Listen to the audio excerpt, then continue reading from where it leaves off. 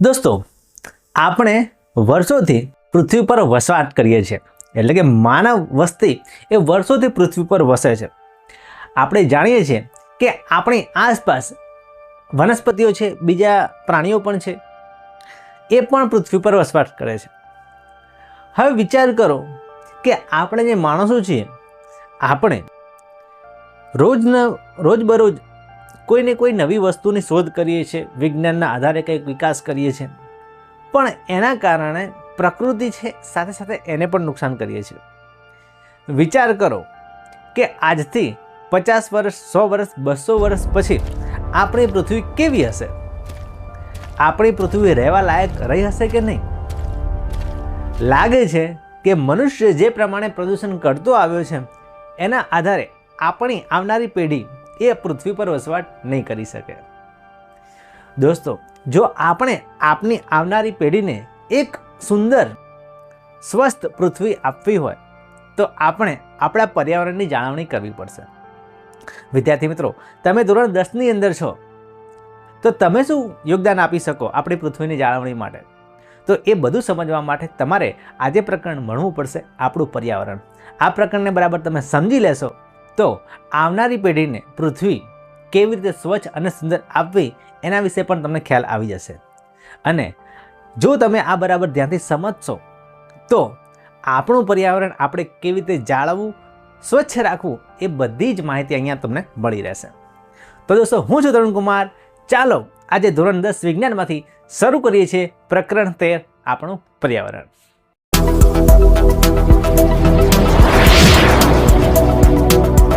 દોસ્તો, આપણા વડીલો કહેતા હતા કે પૃથ્વી ઉપર હવે પહેલા જેવી આબોહવા કે વાતાવરણ નથી રહ્યું. વર્ષો પહેલા જે રીતે પૃથ્વી પર ગરમી પડતી હતી એના કરતાં હવે જે ગરમી પડે છે એ ખૂબ વધારે છે. પહેલાંનો ઉનાળો 30થી 35 ડિગ્રી સેલ્સિયસ તાપમાનવાળો હતો અને માણસો શાંતિથી રહેતા હતા. પણ તમે અત્યારે જોઈ રહ્યા છો કે પૃથ્વી ઉપર હવે 45-50 ડિગ્રી સેલ્સિયસ તાપમાન થઈ જાય છે ઉનાળાની અંદર. હવે ઉનાળાના તડકાની અંદર આપણે ઘરની બહાર પણ નીકળી શકતા નથી, તમે પણ નીકળી શકતા નહીં હોય. ટૂંકમાં કહેવાનો મતલબ એમ છે કે આપણા વડીલો કહેતા હતા કે પૃથ્વીનું જે વાતાવરણ છે એ હવે બદલાઈ ચૂક્યું છે, પહેલાં જેવું રહ્યું નથી. બરાબર, આપણી પૃથ્વી સતત બદલાતી જાય છે. ઉપરાંત તમે ટેલિવિઝન અને સમાચાર પત્રોમાં પણ જોયું હશે કે આપણી પૃથ્વીનું પર્યાવરણ સતત બદલાઈ રહ્યું છે, ક્લાઇમેટ ચેન્જ થઈ રહ્યું છે. Talk about climate change. Climate change is almost The Global Climate Summit, which begins next week. About man-made climate change. है कि 2026 की गर्मियां इंसानी इतिहास की सबसे खतरनाक गर्मियां होने वाली है. પ્રદૂષણ વધી રહ્યું છે, પૃથ્વીનું તાપમાન વધી રહ્યું છે, પૃથ્વી ધીમે ધીમે ધીમે ધીમે ધીમે ધીમે વધારે ને વધારે પ્રદૂષિત થઈ રહી છે. એક સમય એવો આવશે કે પૃથ્વી ઉપર મનુષ્ય રહી નહીં શકે.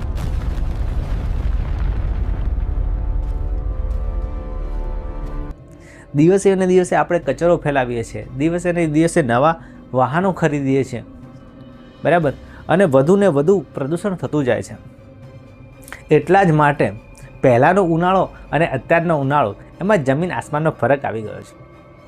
પહેલાંનો ઉનાળાની અંદર આટલી ગરમી નહોતી પડતી, 30-35 ડિગ્રી સેલ્સિયસ તાપમાન હોય એવો ઉનાળો હતો. તમે તમારા મમ્મી પપ્પા, દાદા દાદીને પૂછજો કે શું પહેલાં આટલી બધી ગરમી પડતી હતી અને હવે કેમ અચાનક 45 ડિગ્રી 50 ડિગ્રી તાપમાન થઈ જાય છે? તો વિદ્યાર્થી મિત્રો, એનું કારણ છે કે પૃથ્વી ઉપર માણસે જે પ્રદૂષણ ફેલાયું છે, કાર્બન ડાયોક્સાઇડ ફેલાયું છે, બરાબર, એનાથી પૃથ્વીનું તાપમાન વધી રહ્યું છે, આબોહવા બદલાઈ રહી છે. હવે પૃથ્વી પહેલાં જેવી રહી નથી. બરાબર, તો આ વસ્તુ આપણે સમજવાની છે, એને સુધારવાની જરૂર છે. દોસ્તો, તો આ પ્રકરણની અંદર આપણે પર્યાવરણ વિશે ઘણું બધું જાણવાના છીએ, પણ શરૂઆત કરીએ એક અગત્યના ટોપિકથી જે તમારે પર્યાવરણ સમજતા પહેલાં જરૂરી છે કે આ સમજવું જ પડે અને બોર્ડની પરીક્ષામાં 100% પૂછાવાની શક્યતા છે. અને એ ટોપિક છે નિવસન તંત્ર, ઇકોસિસ્ટમ. વિદ્યાર્થી મિત્રો, આપણે જોઈએ છે કે આપણી આજુબાજુ ઘણા બધા સજીવો રહેલા છે, બરાબર, તમે જુઓ જ છો. બરાબર, આપણી આજુબાજુ વનસ્પતિ હોય એ પણ સજીવ છે, પ્રાણીઓ હોય બીજા એ પણ સજીવ છે. આપણે જેને જોઈ શકતા નથી એવા સૂક્ષ્મ જીવો પણ આપણી આસપાસ રહે છે. અને આપણે માણસો, બરાબર, આપણી આસપાસ બીજા માણસો છે, પ્રાણીઓ છે, કૂતરા, બિલાડા, ગાય, ભેંસ, વનસ્પતિ, લીમડો, પીપળો, બાવળ, બધી વસ્તુ આપણી આજુબાજુ છે અને એ સજીવ છે, જીવંત છે. બરાબર, પૃથ્વી ઉપર આપણે વસીએ છીએ. હવે આ લોકોને જીવવું હોય પૃથ્વી ઉપર તો એમને બીજી વસ્તુની જરૂર પડે, એના વગર ના જીવી શકે. આ જે સજીવો છે એને જીવવા માટે જરૂર પડે આની. કોની? તો સૂર્યપ્રકાશની જરૂર પડે, પાણીની જરૂર પડે, હવાની જરૂર પડે, જમીનની જરૂર પડે. બરાબર, આ છે આની અંદર જીવ નથી, પણ જીવવા માટે આની જરૂર આપણને હોય ને હોય જ છે. માની લો, વિચારી લો તમે કે આજે તમે રાતે સૂવાના છો, કાલ સવારે ઉઠો છો અને આકાશમાંથી સૂર્ય ગાયબ છે, સૂર્ય અસ્ત થઈ ગયો હંમેશા માટે. વિચાર કરો તો શું થશે? પૃથ્વી ઉપર આ બધા સજીવો શું જીવી શકશે? સૂર્ય આથમી જાય, એક દિવસ એવો આવશે કે સૂર્ય પણ આથમશે. બરાબર, સૂર્ય વિશે તમે જાણતા જ હશો કે સૂર્ય એના જીવનકાળના અત્યારે મધ્યમાં છે. બરાબર, હજુ 3-4 અબજ વર્ષ સુધી સૂર્ય જીવશે અને પછી એ પણ રેડ જાયન્ટ સ્ટાર બની જશે અને પછી એ પણ સૂર્ય પણ મરી જશે. બરાબર, એક દિવસ સૂર્ય પણ આથમવાનો છે હંમેશા માટે. બરાબર, એવું પણ થશે. વિચારી લો કે પૃથ્વી ઉપરથી બધું જ પાણી ઇવેપોરેટ થઈ જાય, બધું જ પાણી, એટલી ગરમી પડે ને બધું પાણી આમ દરિયો સુકાઈ જાય, પૃથ્વી ઉપરથી પાણી જતું રહે, તો શું થશે? તો શું આ બધા સજીવો જીવતા રહેશે? ના. માની લો કે જમીન જતી રહે. ચલો, જમીન જતી રહે તો આપણે શું કરીએ? હવામાં તરીએ, અંતરિક્ષમાં? એ તો શક્ય છે નહીં. પણ માની લો કે જમીન છે બધી બિનફળદ્રુપ થઈ જાય, જમીનમાં કંઈ ઉગે જ નહીં, પાક જ ના થાય, તો શું આ બધા સજીવો જીવી શકશે? ના. આ બધા જ સજીવોને જીવવા માટે, આ સજીવોને જીવવા માટે જરૂર પડે છે આ અજૈવિક ઘટકોની. સૂર્ય, પાણી, પથ્થર, હવા, જમીન, આ બધી વસ્તુની જરૂર પડશે. આમાં જે જીવતી વસ્તુ છે એને કહેવાય જૈવિક ઘટકો. અને આ જેની અંદર જીવ નથી પણ જીવવા માટે જરૂરી છે, બરાબર, એને કહેવાય અજૈવિક ઘટકો. હવે નિવસન તંત્રને સમજો તમે બરાબર કે પૃથ્વી ઉપર સજીવો પણ છે અને આ બધી ભૌતિક પરિબળો પણ છે. બરાબર, સજીવો પણ છે, બરાબર, જીવતા પરિબળો અને ભૌતિક પરિબળો છે. એ બંને એકબીજા સાથે ઇન્ટરેક્શન કરશે. ઇન્ટરેક્શન એટલે પરસ્પર આંતરક્રિયા કરશે, એટલે એકબીજાને સપોર્ટ કરશે. બરાબર, જેમ કે માણસ છે એ જમીનનો ઉપયોગ કરે, પાણીનો ઉપયોગ કરે, સૂર્યપ્રકાશનો ઉપયોગ કરે, હવાનો ઉપયોગ કરે. બરાબર, અને એ પોતે જીવે છે, ઇન્ટરેક્શન કરે છે. બરાબર, તો આ બધા સજીવો આ ભૌતિક પરિબળો સાથે આંતરક્રિયા કરે છે. અને આ ટૂંકમાં આ સજીવો અને આ ભૌતિક પરિબળો આ ભેગા થઈને જે સિસ્ટમ બનાવે છે એને કહેવાય ઇકોસિસ્ટમ, જેની અંદર બેલેન્સ હોય છે. બેલેન્સ એટલે સંતુલન હોય છે. એ ઇકોસિસ્ટમ છે, એક ઘર છે જેની અંદર અજૈવિક ઘટકો પણ આવી જાય, જૈવિક ઘટકો પણ આવી જાય. એને કહેવાય નિવસન તંત્ર. નિવસન તંત્રની અંદર શું હોય? તો નિવસન તંત્રની અંદર જીવતા સજીવો હોય અને જેની આજુબાજુ એને જીવવા માટે જે વસ્તુની રિસોર્સની જરૂર પડશે એ રિસોર્સ હોય. આ લોકો જીવશે પણ આ રિસોર્સ વડે જીવશે. બરાબર, અને એ બંને ભેગા થઈને જે તંત્ર બનાવે છે, જે સિસ્ટમ બનાવે છે, એને નિવસન તંત્ર કહેવામાં આવે છે. તો કોઈ એક વિસ્તારના બધા સજીવો તથા વાતાવરણના અજૈવિક ઘટકોનું સંયુક્ત રીતે, બરાબર, એ બંને સંયુક્ત રીતે નિવસન તંત્ર રચે છે, નિવસન તંત્ર બનાવે છે. તો આની વ્યાખ્યા યાદ રાખજો. સૌથી પહેલી વ્યાખ્યા, નિવસન તંત્ર એટલે શું? ઇમ્પોર્ટન્ટ. તો કોઈ એક વિસ્તારના બધા જ સજીવો તથા એની આસપાસનું જે વાતાવરણ છે એના અજૈવિક ઘટકો ભેગા મળીને સંયુક્ત રીતે જે તંત્રની રચના કરે છે તેને નિવસન તંત્ર કહે છે. મિત્રો યાદ રાખજો. બરાબર, સિમ્પલ વ્યાખ્યા, બે વસ્તુ અંદર આવી જોઈએ. જૈવિક ઘટકો, બરાબર, એટલે કે સજીવો, અને અજૈવિક ઘટકો, બરાબર, એ બંને ભેગા થઈને જે તંત્ર બનાવે છે એને નિવસન તંત્ર કહે છે. તો નિવસન તંત્રની વ્યાખ્યા તમને આવડી ગઈ અને તમે સમજી પણ લીધું કે નિવસન તંત્ર એટલે શું. નિવસન તંત્ર એટલે એક ઘર કે જ્યાં એની અંદર સજીવો રહેતા હોય અને આજુબાજુની જે પાણી હોય, પથ્થર હોય અને બીજી વસ્તુ હોય એને નિવસન તંત્ર કહેવાય છે. તો યાદ રાખજો કે નિવસન તંત્રના કેટલા ઘટકો છે, કયા કયા? તો વિદ્યાર્થી મિત્રો, નિવસન તંત્રના 2 ઘટકો છે. એક છે જૈવિક ઘટકો અને બીજા અજૈવિક ઘટકો. હવે આ પણ પ્રશ્ન પૂછાય. પહેલા તો શું પ્રશ્ન પૂછાય કે ભાઈ નિવસન તંત્ર એટલે શું, એની વ્યાખ્યા લખો અને નિવસન તંત્રના ઘટકો સમજાવો. બરાબર, તો તમારે એને બરાબર વ્યવસ્થિત લખવાનું કે ભાઈ નિવસન તંત્ર છે એના 2 ઘટકો છે, નીચે મુજબ છે. નંબર 1 જૈવિક ઘટકો, નંબર 2 અજૈવિક ઘટકો. બરાબર, પછી એની વ્યાખ્યા લખવાની કે જૈવિક ઘટકો કોને કહેવાય? તો આપણી આસપાસ રહેતા બધા જ સજીવોને, બરાબર, આપણી આસપાસ રહેતા પર્યાવરણમાંના બધા જ સજીવોને જૈવિક ઘટકો કહેવાય. બરાબર, અને અજૈવિક ઘટકોને કોને કહેવાય? તો આપણી આસપાસ પર્યાવરણના તમામ નિર્જીવ ભૌતિક પરિબળો, જેની અંદર જીવ નથી પણ એ ભૌતિક પરિબળો છે, જીવવા માટે જરૂરી છે, એને કહેવાય અજૈવિક ઘટકો. બરાબર, પછી જૈવિક ઘટકોની અંદર શું લખાય? તો વનસ્પતિ હોય. બરાબર, વનસ્પતિ, પ્રાણીઓ, બીજું ઘણું બધી વસ્તુ હોય. અને એ કેમ જીવતા છે? તો કારણ કે એની અંદર જીવવા માટે ડીએનએ છે. બરાબર, ડીએનએ છે, એના સજીવના ગુણધર્મો છે, એટલા માટે એ જૈવિક ઘટકો છે. અને અજૈવિક ઘટકોની અંદર જીવ નથી પણ એ જીવવા માટે જરૂરી છે. એમાં પાણી આવે, પથ્થર આવે, હવા આવે. બરાબર, તો ફરીથી યાદ રાખજો, અજૈવિક ઘટકોના ઉદાહરણ કયા લખશો? તો અજૈવિક ઘટકોના ઉદાહરણમાં આવશે તાપમાન એટલે ગરમી, વરસાદ, બરાબર, તો જેની અંદર પાણી આવે, હવા, જમીન, ભૂમિ અને ખનિજ તત્વો. બરાબર, ખનિજ પદાર્થો કે તત્વો. બરાબર, તો આ અજૈવિક ઘટકો છે, યાદ રાખજો. બરાબર, અજૈવિક ઘટકોની અંદર શું આવશે? તાપમાન, જે સૂર્યના કારણે ગરમી આવે છે, તાપમાન, વરસાદ, હવા, જમીન, ખનિજ તત્વો. બરાબર, પોષક તત્વો. પથ્થર પણ આની અંદર આવી જાય. બરાબર, માટી પણ આવી જાય. બરાબર, એકલા આવા 5 નહીં, ઘણા બધા આવે. આપણે આજુબાજુ બધું જે પણ છે બધું અજૈવિક ઘટક છે એ બધા જરૂરી છે. બરાબર, પણ આ ખાસ તમે તૈયાર કરી દેજો. બરાબર, અજૈવિક ઘટકો. અને જૈવિક ઘટકોમાં શું આવશે? તમે મને કહો. આપણી આસપાસ શું છે? પ્રાણીઓ અને વનસ્પતિ. પ્રાણીઓ અને વનસ્પતિઓ. બરાબર, બીજા બેક્ટેરિયા, ફૂગ, લીલ, એ પણ બધું આવશે જ. બરાબર, બેક્ટેરિયા, ફૂગ, લીલ. બરાબર, વાયરસ. વાયરસ તો આમ સજીવ અને નિર્જીવને જોડતી કડી છે, પણ ટૂંકમાં જેની અંદર જીવ હોય એ બધા જૈવિક ઘટકો કહેવાશે. ઓકે, ચલો હવે આપણે એક નિવસન તંત્રનું ઉદાહરણ સમજીએ. આપણી આજુબાજુ હોય જ છે. જો જેમ કે ઉદાહરણ તરીકે બગીચો. બગીચો એક નિવસન તંત્ર છે મિત્રો. સમજીએ કેવી રીતે? તો આ જો બગીચો છે. બગીચાની અંદર શું શું હોય? કે ભાઈ દેડકું હોય, ફૂલ હોય, ગુલાબનું ફૂલ હોય, સૂર્યમુખીનું ફૂલ હોય, ઘાસ હોય, બીજા ઝાડ હોય.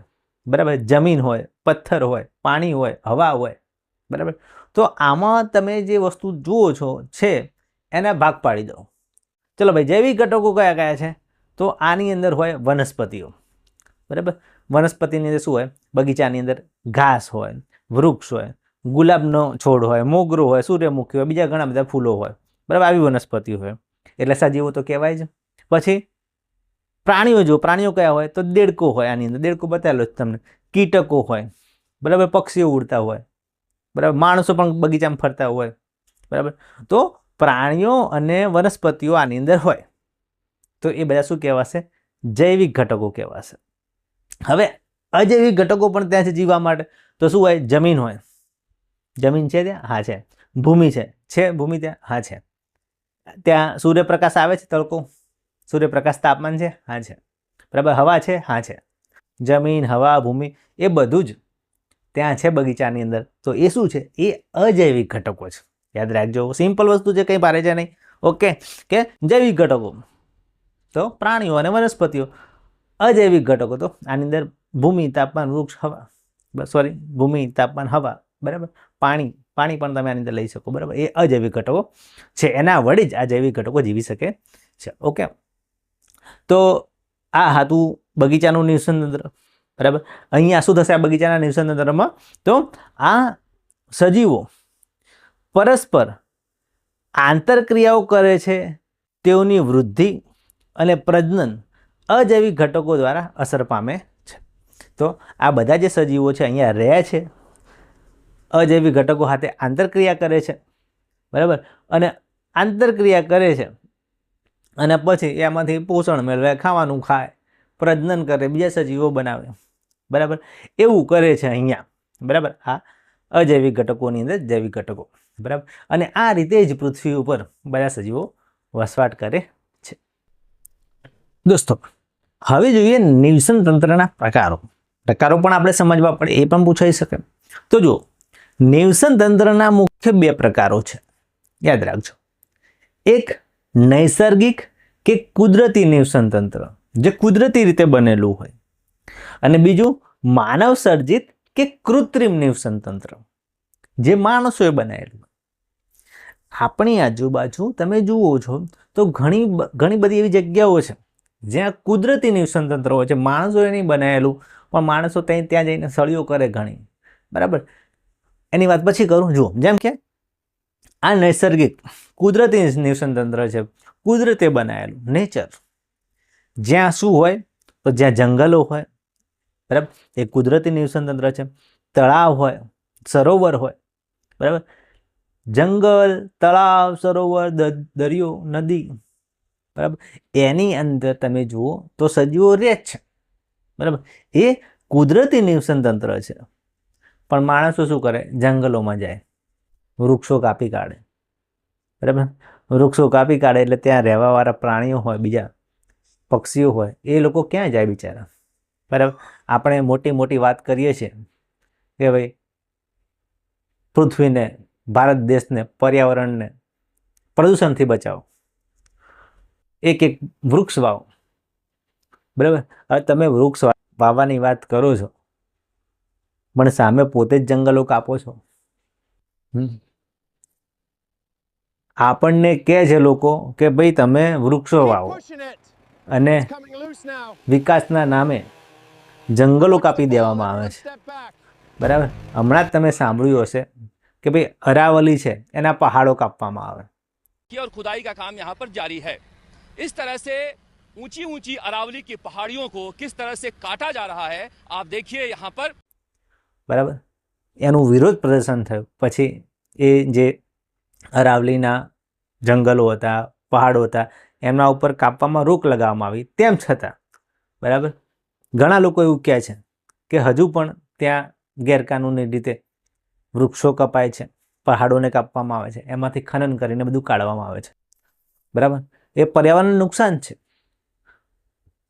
એને બચાવવું હોય તો શું કરવું? આ જંગલો, તળાવ, નદીઓ, એને આપણે પ્રદૂષિત કરીએ છીએ, જંગલોને કાપી કાઢીએ છીએ, બરાબર. તો પછી ભવિષ્યની અંદર આપણે જીવશું કેવી રીતે, બરાબર. તો આ નિવસન તંત્રોની જાળવણી કરો, ગમે ત્યાં કચરો ના નાખો, જાગૃત બનો, બરાબર, જાગૃત બનો, ગમે ત્યાં કચરો ના નાખો. જ્યાં કચરાની વ્યવસ્થા હોય કે ભાઈ અહીંયા કચરા ટોપલી મૂકેલી છે, ત્યાં કચરો નાખો, બરાબર.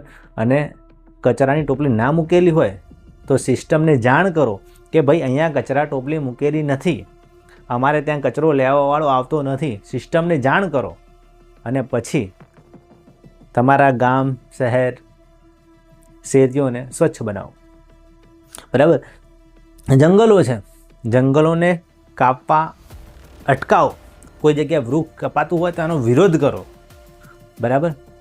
આ વૃક્ષો છે, જંગલો છે, બરાબર, એ આપણને ઓક્સિજન આપે છે. માની લો કે બધા જ વૃક્ષો કપાઈ જશે તો પૃથ્વી ઉપર આપણે આવનારા સમયની અંદર 50-100 વર્ષની અંદર ઓક્સિજનના બાટલા લઈને ફરવું પડશે આપણે, બરાબર. પાછળ બાટલો લગાવીને માસ્ક લઈને ફરવાનું પછી, બરાબર. દિલ્હીમાં તમે જુઓ છો કેટલું પ્રદૂષણ છે, બરાબર. ત્યાંની એર ક્વોલિટી ઇન્ડેક્સ તમે જુઓ તો કહેવાય છે, ડૉક્ટર કહેવાય છે કે ભાઈ આ હવા રહેવા લાયક નથી. અને ધીમે ધીમે હવે બાકીના તમે શહેરો જુઓ, જે દુનિયાના 100 શહેરો હશે ને પ્રદૂષિત, એમાંથી 90 શહેરો આપણા ભારત દેશના છે. આવનારા સમયની અંદર 50-100 વર્ષની અંદર જો તમે લોકો નહીં જાગો, પર્યાવરણને નહીં બચાવો, તો આવનારો સમય નજીક જ છે કે ભાઈ આપણે ઓક્સિજનના બાટલા લઈને ફરવું પડશે, બરાબર. ગાડીઓ એવી આવશે, એસી લગાવેલું હોય છે, ઓક્સિજન જનરેટર લગાવેલું આવશે, ગાડીમાં બેસીને ફરો, અંદર ઓક્સિજન બનતો જશે, બરાબર. એવા દિવસો ના આવી જાય એટલા માટે જાગો, વૃક્ષો વાવો, વૃક્ષો કાપતા અટકાવો, વિરોધ કરો. ચીપકો આંદોલન થતા હતા પહેલાં, એવા ચીપકો આંદોલનો કરો. નાસિકની અંદર એક 100 વર્ષ જૂનું વૃક્ષ કાપી દેવામાં આવ્યું.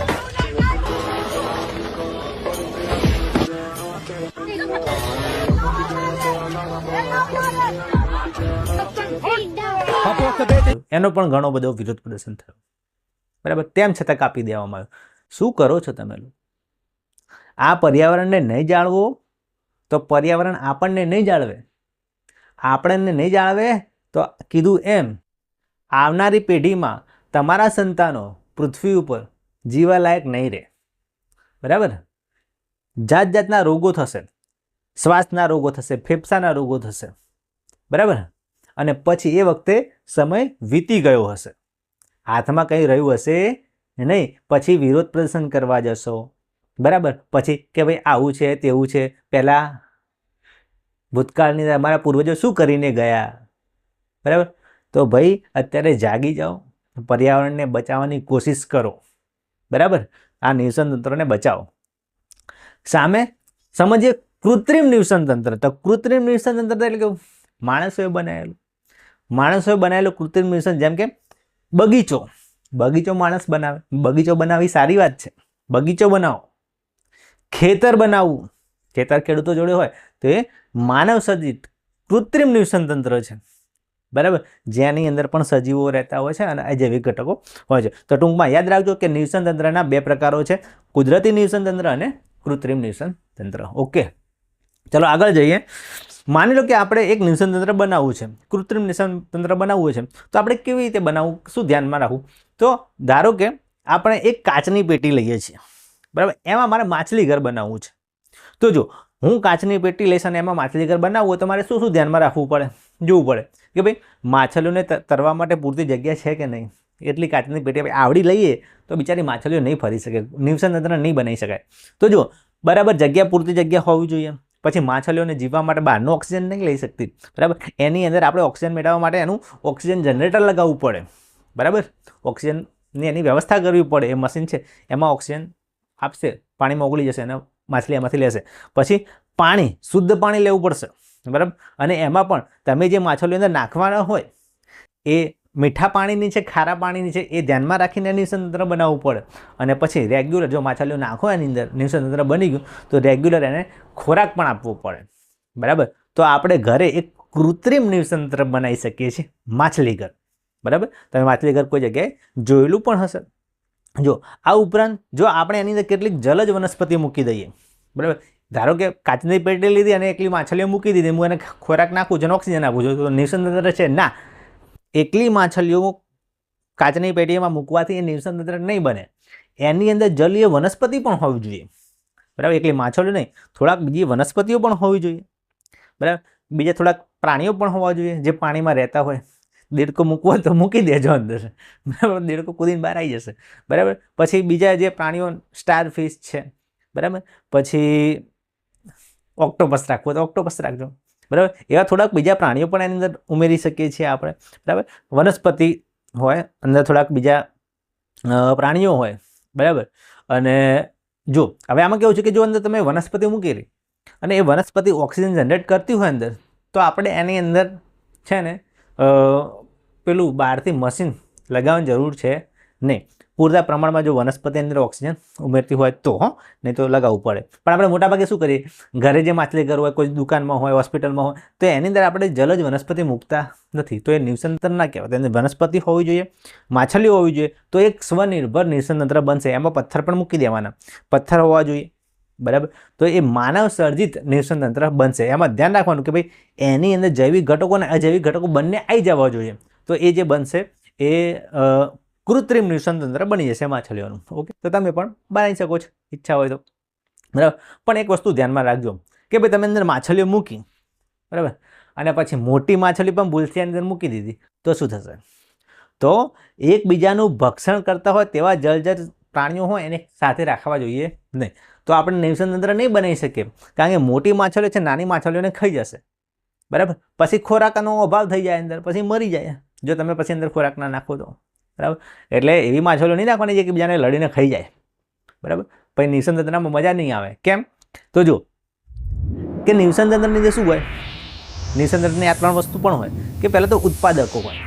કુદરતી નિવસન તંત્રની વાત કરું છું કે એમાં પહેલાં ઉત્પાદકો હોય જે ખોરાક બનાવે, બરાબર. પછી એને ખાવાવાળા પ્રાથમિક ઉપભોગી હોય એને ખાય, જેમ કે માછલી છે, બરાબર. એ આમાં બેક્ટેરિયા હોય, બીજા સૂક્ષ્મજીવો હોય, વનસ્પતિ હોય, બરાબર. એને આ નાની માછલીઓ ખાય, એને પ્રાથમિક ઉપભોગી કહેવાય. અને પછી એને ખાય મોટી માછલીઓ, દ્વિતીય ઉપભોગી કહેવાય, બરાબર. તો આ વસ્તુ નિવસન તંત્રની હોય, કુદરતી નિવસન તંત્ર. એની અંદર આપણે ગોઠવવાની જરૂર પડે નહીં.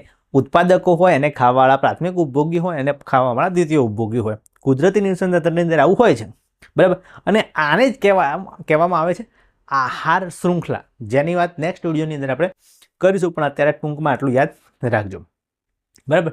તો આપણે ભણ્યા એની એક ફરીથી ઝલક જોઈ લઈએ. તો આપણે શું ભણ્યા? માછલીઘર અને તળાવ અને સરોવર. તો આમાં તમે મને કહો કે કૃત્રિમ કયું, માછલીઘર કે તળાવ? તળાવ અને સરોવર છે એ પ્રાકૃતિક છે, કુદરતી નૈસર્ગિક નિવસન તંત્ર છે. માછલીઘર માણસે બનાવેલું છે એટલે માનવ સર્જિત નિવસન તંત્ર કહેવાશે. તો આ તફાવત મેન તમને ખબર હોવું જોઈએ કે કયું કુદરતી છે, કયું માનવ સર્જિત છે. ઓકે. પછી બીજું કે માછલીઘર છે એને નિયમિત રીતે આપણે સ્વચ્છ કરવું પડે, સફાઈ કરવી પડે, બરાબર. અંદર જે માછલી હોય એને ગંદકી કરી હોય, બીજી જે વનસ્પતિ હોય એને ગંદકી કરી હોય, પછી એમાંથી પાણી ઘણી વખત આપણે રિફ્રેશ કરવું પડે.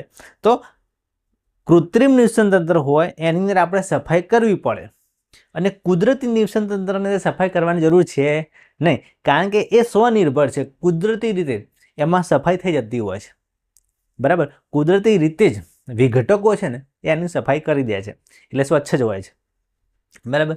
તો આપણે આ કૃત્રિમ નિવસન તંત્ર અને આ કુદરતી નિવસન તંત્ર છે એનો તફાવત તમે તૈયાર કરી લેજો, પરીક્ષામાં પૂછાઈ શકે છે. ચલો નેક્સ્ટ જોઈએ. તો જુઓ, જીવન નિર્વાહને આધારે સજીવોના સમૂહો, મુખ્ય 3 સમૂહ છે આપણે સમજી રહીએ. તો પહેલું તો ઉત્પાદકો, જે વાત કરીએ, જે સૂર્યપ્રકાશની હાજરીમાં પ્રકાશ સંશ્લેષણ કરશે અને પોતાનો ખોરાક જાતે બનાવશે, એને ઉત્પાદકો કહેવાય, બરાબર. કે મોટા ભાગે એમાં શું આવશે? વનસ્પતિ આવશે. પછી આ વનસ્પતિને ખાય કોણ? ઉપભોગ્યો, બરાબર. એમાં પ્રાથમિક ઉપભોગ્યો આવે, દ્વિતીય ઉપભોગ્યો આવે, બરાબર. એ ઉપભોગ્યો આને ખાય.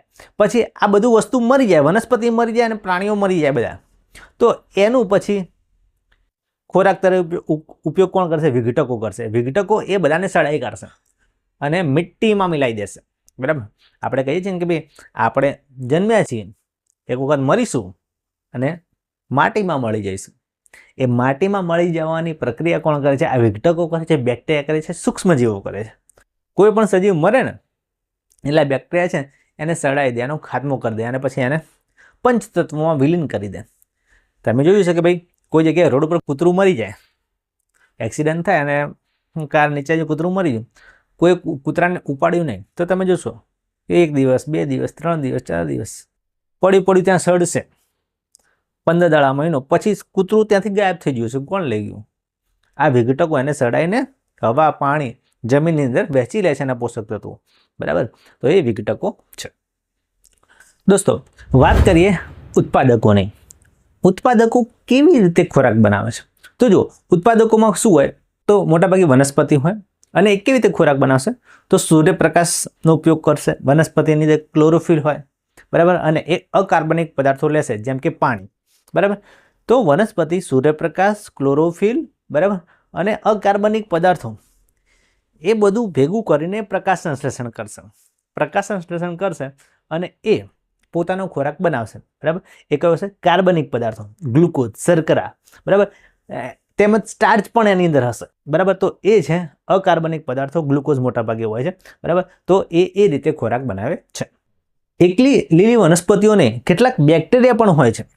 કેટલાક બેક્ટેરિયા પણ જેની અંદર આ ક્લોરોફિલ કે હરિતકણ હોય ને, તો એ પણ પોતાનો ખોરાક જાતે બનાવી શકે છે. એને કહેવાય છે ઉત્પાદકો. ફરીથી યાદ રાખજો કે કેટલાક બેક્ટેરિયા અને વનસ્પતિ છે એ સૂર્યપ્રકાશ, ક્લોરોફિલ અને અકાર્બનિક પદાર્થોનો ઉપયોગ કરીને પ્રકાશ સંશ્લેષણ કરે છે અને પોતાનો ખોરાક જાતે બનાવે છે. અને ખોરાક તરીકે શું હોય? ગ્લુકોઝ હોય, બરાબર, કાર્બનિક પદાર્થો હોય, બરાબર. અને એ જ વસ્તુ આપણે પણ ખાઈએ છીએ, બરાબર. તો ઉત્પાદકો આ રીતે ખોરાક બનાવે છે અને એમાંથી આપણને શક્તિ મળે છે. ઉપભોગ્યો શું કરશે? તો ઉપભોગ્યો છે એ ઉત્પાદકો ઉપર નિર્ભર હોય છે, ઉત્પાદકો ઉપર આધાર રાખશે. ઉપભોગ્યો એટલે કોણ? આપણે બધા, આપણે, બીજા પ્રાણીઓ, બરાબર. એ શું કરશે? વનસ્પતિને ખાશે, ખોરાક તરીકે ઉપયોગ કરશે, બરાબર. કેવી રીતે? તો જુઓ કે પહેલાં તો ઉત્પાદકો હોય ને એ ખોરાક બનાવે, બરાબર. ઉત્પાદકો વનસ્પતિ ખોરાક બનાવે. હવે એનો પ્રત્યક્ષ અથવા પરોક્ષ રીતે ઉપભોગીઓ એનો ઉપભોગ કરે છે, બરાબર. પ્રત્યક્ષ અને પરોક્ષ રીતે એટલે કેવી રીતે? બરાબર. તો આ જે ઉત્પાદકો છે એ છે ને એની અંદર શક્તિ તો હોય જ ખોરાકની અંદર, બરાબર. ઉત્પાદકો છે એની અંદર શક્તિ હોય ખોરાક તરીકે. હવે જેમ કે માણસો છે એ ડાયરેક્ટ વનસ્પતિને ખાશે તો એ ઉર્જા એની અંદર આવશે, બરાબર. એની વાત આપણે આગળના વિડીયોમાં કરશું, પણ અત્યારે જનરલ વાત કરી લઈએ કે માણસો છે જો વનસ્પતિને ખાય તો એ ઉર્જા એની અંદર આવશે. પણ જો માણસ છે એ બીજા કોઈ પ્રાણીને ખાય અને એ પ્રાણીએ પહેલાં વનસ્પતિ ખાધેલી હોય, બરાબર, તો એ વનસ્પતિ છે એ પ્રાણીમાં જશે અને પછી માણસની અંદર જશે, બરાબર. તો એવું એને અપ્રત્યક્ષ કહેવાય, બરાબર. તો ઉપભોગ્યો છે. હવે ઉપભોગ્યોની અંદર કોણ કોણ આવે? તો શાકાહારી છે, બરાબર. જેમ કે હરણ શાકાહારી કહેવાય, કારણ કે એ માંસ ના ખાય, એ ખાલી વનસ્પતિ ખાય. એટલે શાકાહારી પ્રાણીઓ આવે. માંસાહારી પ્રાણીઓ આવે, જેમ કે વાઘ, સિંહ, દીપડો, ચિત્તો, બરાબર. એ માંસાહારી પ્રાણીઓ છે, બરાબર. પછી સર્વાહારી. સર્વાહારી એટલે બધું ખાય, બરાબર. સર્વાહારી એટલે બધું, જેમ કે માણસો એ વનસ્પતિ પણ ખાય અને માંસ પણ ખાય, એટલે સર્વાહારીમાં માણસો આવે. આ ઉપરાંત જેમ કે ઉંદર છે. ઉંદર છે એ અમુક કીટકોને પણ ખાઈ જાય અને દાણા પણ ખાઈ જાય, બરાબર. એ સર્વાહારીમાં આવશે. પછી બીજા ઘણા પ્રાણીઓ છે જે સર્વાહારીની અંદર આવશે. આ ઉપરાંત પરોપજીવી. પરોપજીવી છે એ પણ ઉપભોગ્યો કહેવાય. પરોપજીવી એટલે જેમ કે જળો, પછી અમરવેલ, એ બધા પરોપજીવી છે. એ બીજી વનસ્પતિ ઉપર આધાર રાખે. બીજી વનસ્પતિ જેમ કે અમરવેલ છે. અમરવેલ જે એવી વનસ્પતિ છે કે જે બીજી વનસ્પતિની અંદર ઇન્જેક્શન ગાલે, આમ એક એનું સૂત્રાંગ એની અંદર જવા દે, ખુશી કાઢે અને એમાંથી બધા પોષક તત્વો લે. પરોપજીવીઓની ખાસ બાબત શું છે કે ભાઈ એ સામેવાળા સજીવને મરવા નહીં દે, પણ એમાંથી એમાં ચૂસી લેશે. જેમ કે જૂ, માણસના માથામાં જુઓ પડી હોય, બરાબર, તો એ જૂ શું કરે? લોહી પીને જીવે, બરાબર. એ માણસને મારી ના નાખે પણ લોહી પીને જીવે, એટલે એ પરોપજીવી સજીવો કહેવાશે. તો ઉપભોગીઓ છે એ ઉત્પાદકો ઉપર આધાર રાખે છે. ઉત્પાદકોનો ઉપયોગ કરશે ઉપભોગીઓ, અને ઉપભોગીઓની અંદર આ બધા આવે છે. યાદ રાખજો, શાકાહારી, માંસાહારી, સર્વાહારી અને પરોપજીવી, એ બધા ઉપભોગીઓ કહેવાશે. હવે આનું વર્ગીકરણ કરવું તો તમે કરી શકો છો કે ભાઈ શાકાહારી તો વનસ્પતિ, ખોરાકનો સ્ત્રોત શું હોય? વનસ્પતિ હોય, બરાબર. ઉદાહરણ તરીકે ગાય, હરણ, બરાબર. પછી માંસાહારી, તો માંસાહારીનો ખોરાકનો સ્ત્રોત શું હોય? અન્ય પ્રાણીઓ. માંસાહારી અન્ય પ્રાણીઓને ખાય, જેમ કે વાઘ અને સિંહ. પછી સર્વાહારી વાત કરીએ એમ, તો સર્વાહારી એટલે જે એનો ખોરાકનો સ્ત્રોત શું હોય? તો એ વનસ્પતિને પણ ખાય અને પ્રાણીઓને પણ ખાય, જેમ કે માણસ અને કાગડો. કાગડો દાણા પણ ખાય અને જીવડા પણ ખાય. પછી પરોપજીવીઓ. પરોપજીવીઓ કોના ઉપર આધાર રાખશે? તો અન્ય સજીવના શરીર ઉપર આધાર રાખશે, બરાબર. અન્ય સજીવના શરીર ઉપર આધાર રાખશે, જેમ કે મચ્છર અને અમરવેલ. જૂ પણ તમે આની અંદર લખી શકો છો, બરાબર. તો આ બધા જે પ્રાણીઓ છે એ તમે યાદ રાખજો. હવે પાછા આવીશું આપણે માછલીઘર ઉપર. તો જુઓ કે માછલીઘર હોય અને માછલીઘર આપણે સાફ ના કરીએ તો શું થાય? તો અંદર માછલીઓ હશે, બરાબર, અને તમે છોડ મૂકેલા હશે તો એ મરી જશે, બરાબર. એટલે માછલીઘરને સાફ કરવું, નિયમિત સાફ કરવું જરૂરી છે, કારણ કે એમાં જો વધારાનો કચરો કે પછી ગંદકી થયેલી હોય તો એ માછલીઓ નહીં જીવી શકે અને વનસ્પતિ પણ જીવી શકશે નહીં. એટલે એને સાફ કરવું પડે, સ્વચ્છતા રાખવી પડે, બરાબર. ઇન કેસ તમે સ્વચ્છતા ના રાખો તો શું થશે? તો એ માછલીઓ મરી જશે. પછી એન્ટ્રી થશે વિઘટકોની. વિઘટકો છે એ મરેલી માછલી છે એનું વિઘટન કરવાનું શરૂ કરી દેશે. જીવાણુ, બેક્ટેરિયા, ફૂગ, સૂક્ષ્મજીવો એના મરેલી બોડીને ખાવા માંડશે, બરાબર. ખાવા માંડશે અને અવશેષોનું અપમાર્જન કરી દેશે, વિઘટન કરી દેશે. પણ મિત્રો આવી ઘટના બને ને ત્યારે નાક ફાડી કાઢે એવી ગંધ મારશે, બરાબર. એવી ગંધ મારશે, માથું દુખી જશે, બરાબર. એટલે માછલીઓ મરી ના જાય એ માટે માછલીઘરની સાફ સફાઈ કરવી પડે. અને સાફ સફાઈ કરો, ના કરો તો ભાઈ વિઘટકો એન્ટ્રી મારશે અને પછી એવું સડાવશે કે આપણું નાક ફાટી જાય, બરાબર. તમે જોયેલું છે કે રસ્તા પર કૂતરું મરેલું પડ્યું હોય 3-4 દિવસ પછી તમે જાઓ તો એવી ગંધ મારશે, ખતરનાક, બરાબર. ચલો, તો વિઘટકો શું કરશે? તો જટિલથી સરળ તરફ જે જટિલ પદાર્થો એને સરળ બનાવી કાઢશે વિઘટન કરીને, બરાબર. શું કરશે? તો જટિલ કાર્બનિક પદાર્થો મૃત પ્રાણીઓ વનસ્પતિઓ હોય, બરાબર. એટલે કોઈ ડેડ બોડી પડી હોય એની અંદર શું હોય? કૂતરું મરેલું છે તો એ શરીર છે એનું એ જટિલ પદાર્થોનું બનેલું છે. વનસ્પતિ છે એ મરીને પડી છે, બરાબર, ડાળી તૂટીને પડી છે, એ શું છે? જટિલ કાર્બનિક પદાર્થો છે. વિઘટકો એટલે કે સૂક્ષ્મજીવો શું કરશે? એ સૂક્ષ્મજીવો એનું વિઘટન કરશે, એને પાછા સરળ પદાર્થોમાં ફેરવી કાઢશે, બરાબર. એ પાછા અકાર્બનિક પદાર્થો પણ એની અંદર હશે અને એને જમીનમાં ભેળવી કાઢશે. કેમ આવું કરે છે? પહેલાં જે શરીર હોય કૂતરાનું, ધારો કે શરીર છે મરેલું કૂતરું, તો એના જટિલ કાર્બનિક પદાર્થો એની અંદર હોય. વિઘટકો એને સરળ કેમ બનાવી દે છે? વિચાર કરજો તમે. તો આ વિઘટકો એને સરળ કેમ બનાવે છે? કારણ કે આ સરળ પદાર્થો બની જાય ને, સાદા, જટિલ નહીં, સાદા, સારા અકાર્બનિક પદાર્થો અને કાર્બનિક પદાર્થો એ જમીનમાં જતા રહે ને તો એ જમીનને ફળદ્રુપ બનાવે પોષક તત્વો તરીકે. પછી વનસ્પતિના મૂળ છે ને આ પોષક તત્વોને ખેંચી શકે, બરાબર. એટલે ફરીથી આ પોષક તત્વો પાછા રીયુઝ થઈ જાય વનસ્પતિની અંદર, બરાબર. એટલા માટે. અને જો વિઘટકો ના હોય તો શું થાય? વિચાર કરો કે પૃથ્વી પર વિઘટકો ના હોય તો શું થાય? તો સિસ્ટમ ખોરવાઈ જાય. કેવી રીતે? જુઓ તો ઉત્પાદકો છે એ ઉત્પાદકો પોતાનો ખોરાક બનાવશે, એને ખાશે કોણ? ઉપભોગ્યો ખાશે, એમાંથી શક્તિ લેશે, ઉર્જા લેશે. પણ હવે આ ઉપભોગ્યો મરી ગયા પણ વિઘટકો છે નહીં સિસ્ટમની અંદર, વિઘટકો આને સડાવશે નહીં, તો પછી આ સાયકલ છે ને આગળ ચાલશે નહીં. આગળ ચાલશે નહીં એટલે આ ઉત્પાદકો ઉપભોગ્યો મરી જાય એટલે એનું શરીર જમીનમાં બધા પોષક તત્વો, વિઘટકો હોય તો એને વહેંચી કાઢે, જમીનમાં ભેળવી દે. પણ વિઘટકો જ ના હોય તો આ બધા પોષક તત્વો પછી જમીનમાં જશે નહીં. જમીનમાં નહીં જાય તો પછી વનસ્પતિ બીજા ઉપભોગ્યો ઉત્પાદકો એનો ઉપયોગ કરી શકશે નહીં, બરાબર. અને ધીમે ધીમે બધા સજીવો મરી જશે, બરાબર.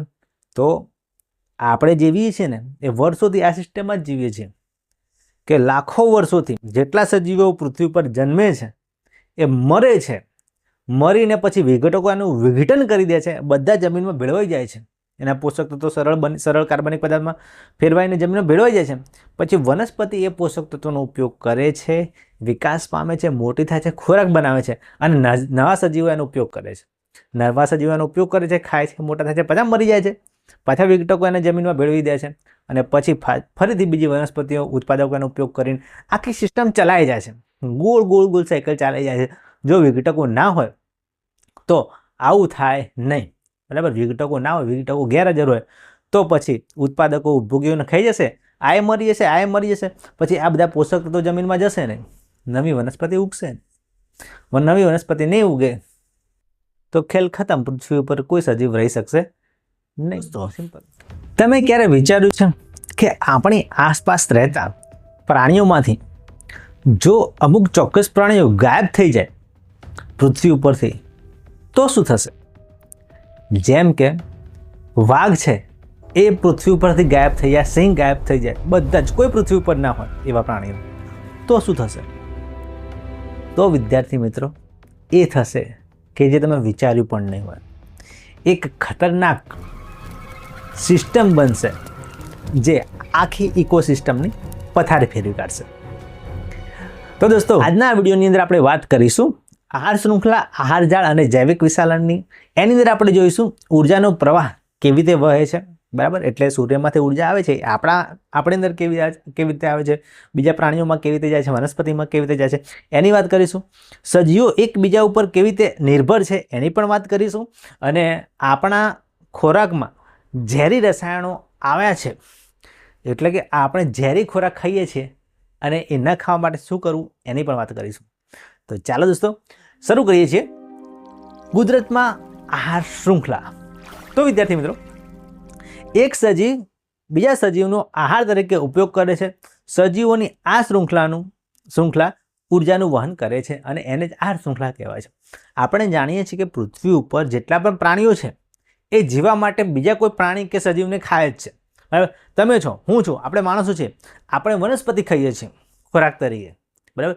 તો એ આપણે એક સજીવનો ખોરાક તરીકે ઉપયોગ કરીએ છીએ. આ સિસ્ટમ છે પૃથ્વીની, બરાબર. આના વગર આપણે કોઈ પણ સજીવ જીવી શકશે નહીં, બરાબર. તો એક સજીવ ખોરાક માટે બીજા સજીવ ઉપર આધાર રાખે છે અને એને ખાશે જ, બરાબર. અને એ જ રીતે એ શક્તિ કે ઉર્જા મેળવશે, બરાબર. જો જેમ કે જંગલ છે, જંગલની અંદર તમે જુઓ છો કે પ્રાણીઓ છે, બરાબર. વનસ્પતિ હોય તો તૃણાહારી પ્રાણીઓ છે એ વનસ્પતિને ખાશે અને બીજો વાઘ સિંહ હશે એ પ્રાણીને ખાઈ જશે. આવી સિસ્ટમ ચાલવાની જ છે, બરાબર. જંગલની અંદર તૃણભૂમિ હોય, તૃણભૂમિમાં પણ તમે જુઓ છો કે ભાઈ આ રીતે કોઈ કીટક હોય, બરાબર, એને દેડકો ખાય, દેડકાને પછી સાપ ખાય, સાપને સમડી ખાય. આ વસ્તુ ચાલવાની જ છે. જીવવું બધાને છે, જીવવા માટે સંઘર્ષ કરવું પડે, ખાવું તો પડે, બરાબર. ખાધા વગર ચાલે નહીં તો ઉર્જા ના મળે. એટલે એમાં પણ એવું ચાલે. કોઈ ખાબોચિયું ભરેલું હોય પાણીનું, બરાબર, બહુ આમ થોડુંક મોટું, તો એની અંદર પણ બધા બેક્ટેરિયા હોય, એને નાના સજીવો ખાય, એને પછી માછલી ખાય, માછલીને પછી મોટો બતક કે એવું ખાઈ જાય, બરાબર. એટલે ખાવાની પ્રક્રિયા ચાલવાની જ છે, બરાબર. એટલે એક સજીવ, યાદ રાખો, એક સજીવ ખોરાક માટે બીજા સજીવ ઉપર આધાર રાખે છે, બરાબર, અને એનો ઉપયોગ કરે છે ખોરાક તરીકે, અને આ રીતે એ ઉર્જા એમ મેળવે છે. આ રીતે જે શૃંખલા બને છે એને આહાર શૃંખલા કહેવાય છે. આહાર શૃંખલાની અંદર આપણે સમજવું હોય તો એક પિરામિડ સમજવો પડે. જો આ પિરામિડ છે, સાહેબ કહેશે આ છે ને ધ મમ્મી વાળો પિરામિડ? ના ભાઈ, ઇજિપ્ત વાળો ધ મમ્મી વાળો પિરામિડ નથી, બરાબર. અહીંયા કોઈ આપણે ફેરો કે કોઈ રાજાનું અહીંયા કબર બનાવેલી નથી. આ પિરામિડ છે પોષક સ્તરોનો. સાહેબ પોષક સ્તરો, અહીંયા પોષક સ્તરો એટલે કે ઉર્જાના તબક્કા. ઉર્જા સમજો તમે, સૌથી નીચેથી શરૂઆત કરવાની કે પિરામિડનો સૌથી નીચેનો ભાગ હોય ને સૌથી પહોળો હોય. આમાં શું હોય તો અહીંયા હોય, સમજો કે તમે આ ઉત્પાદકો છે. સાહેબ ઉત્પાદકો ભૂલી ગયા, વનસ્પતિ. અહીંયા વનસ્પતિ છે. સૌથી મોટી સંખ્યામાં કોણ હોય પૃથ્વી ઉપર? વનસ્પતિ. સૌથી મોટી સંખ્યામાં વનસ્પતિ છે, એટલા માટે એનો ભાગ પહોળો બતાવેલો છે, પિરામિડના તળિયે છે, બરાબર. આજે આપણે એમ કહીએ કે આહાર શૃંખલા, પૃથ્વીનું જે આહાર શૃંખલા છે એનો આ જે પિરામિડ છે એનો પાયો છે એ ઉત્પાદકો છે. સ્વયંપોષી સજીવો સૂર્યપ્રકાશનો ઉપયોગ કરી એ પોતાનો ખોરાક બનાવે છે, અને આ વનસ્પતિને ખાશે એની ઉપરવાળા પ્રાથમિક ઉપભોગીઓ, બરાબર. પ્રાથમિક ઉપભોગીઓ એટલે સાહેબ કોણ? એટલે તૃણાહારીઓ. તૃણાહારી એટલે કોણ? જે ઘાસ ખાતા હોય, માંસ ના ખાતા હોય, ઘાસ ખાતા હોય. ગાય, બકરી, હરણ, એ બધા તૃણાહારીઓ. આ તૃણાહારીઓ ખાશે આ ઉત્પાદકોને ખાશે અને એમાંથી શક્તિ મેળવશે, બરાબર. પછી એના ઉપર બીજું પોષક સ્તર આવે, દ્વિતીય ઉપભોગીઓ, જે હોય ખતરનાક માંસાહારીઓ. એ શિકાર કરીને ખાશે નાના માંસાહારીઓને, તૃણાહારીઓને. આ તૃણાહારીઓ બકરી, ગાય, બરાબર, હરણ, એનો શિકાર કરીને ખાશે નાના માંસાહારીઓ, બરાબર. અને નાના માંસાહારીઓને પછી ખાશે મોટા માંસાહારીઓ. તૃતીય ઉપભોગ્ય સૌથી ટોચ ઉપર હોય, બરાબર. ટોચ ઉપર હોય તૃતીય ઉપભોગ્યો, બરાબર. તો આ રીતે આહાર શૃંખલા આવે કે ઉત્પાદકો એને ખાય, પ્રાથમિક ઉપભોગ્યોને ખાય, દ્વિતીય ઉપભોગ્યોને ખાય, તૃતીય ઉપભોગ્યો, બરાબર.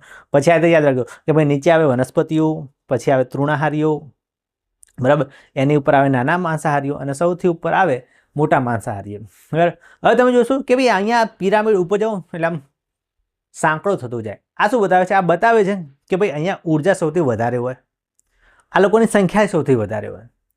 પછી એને ખાવાવાળાની શક્તિ, એમાં ઉર્જા ઓછી જાય અને એની સંખ્યા પણ ઓછી હોય. એને ખાવાવાળાની સંખ્યા અને ઉર્જા અહીંયા એનાથી ઓછી હોય, અને પછી વાઘ અને સિંહ ને બધા ઉપર હોય ટોચ ઉપર, બરાબર. એની સંખ્યા સૌથી ઓછી. વાઘ, સિંહ, બાજ, સમડી, બરાબર, એ લોકોની સંખ્યા એકદમ ઓછી છે વનસ્પતિની સાપેક્ષે, એટલે ટોચની ઉપર છે, બરાબર. તો આ હતા પોષક સ્તરો. અને પોષક સ્તરોનું નામ આપવું હોય તો આ રીતે પણ આપી શકાય. જો સૌથી નીચે છે ને અહીંયા બતાવ્યું છે સૂર્યપ્રકાશ. આમ તો આની જરૂર છે નહીં આપણે, પણ આધાર મેઇન કોણ છે? ઉર્જાનો આધાર સૂર્ય છે. સૂર્યમાંથી જ બધી શક્તિ આવે છે, ઉર્જા આવે છે. એટલે નીચે આધારમાં આપણે લેવાનો સૂર્યપ્રકાશ. સૂર્યપ્રકાશનો ઉપયોગ કરે કોણ? લીલી વનસ્પતિ. એટલે અહીંયાથી આપણું સ્ટાર્ટ થાય પ્રથમ પોષક સ્તર. આધારને ગણવાની કોઈ જરૂર છે નહીં. પ્રથમ પોષક સ્તર, બરાબર, એમાં ઉત્પાદકો આવશે. બીજું પોષક સ્તર, દ્વિતીય પોષક સ્તર, એને કહેવાય તૃણાહારીઓ.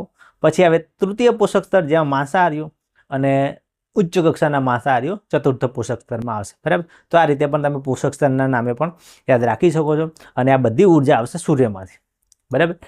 જો હવે આપણે આહાર શૃંખલા પર પાછા આવીએ છીએ. આહાર શૃંખલા ની અંદર ઉર્જાનો વહનનો માર્ગ કેવો હોય, ઉર્જા ક્યાંથી ક્યાં જાય, કેવી રીતે જાય સાહેબ? તો જુઓ કે જીવાવરણમાં એક સજીવ બીજા સજીવનો ખોરાક તરીકે ઉપયોગ કરે છે. આ શૃંખલા દ્વારા ઉર્જા એક સ્તરમાંથી બીજા સ્તરમાં પ્રવેશે છે, બરાબર.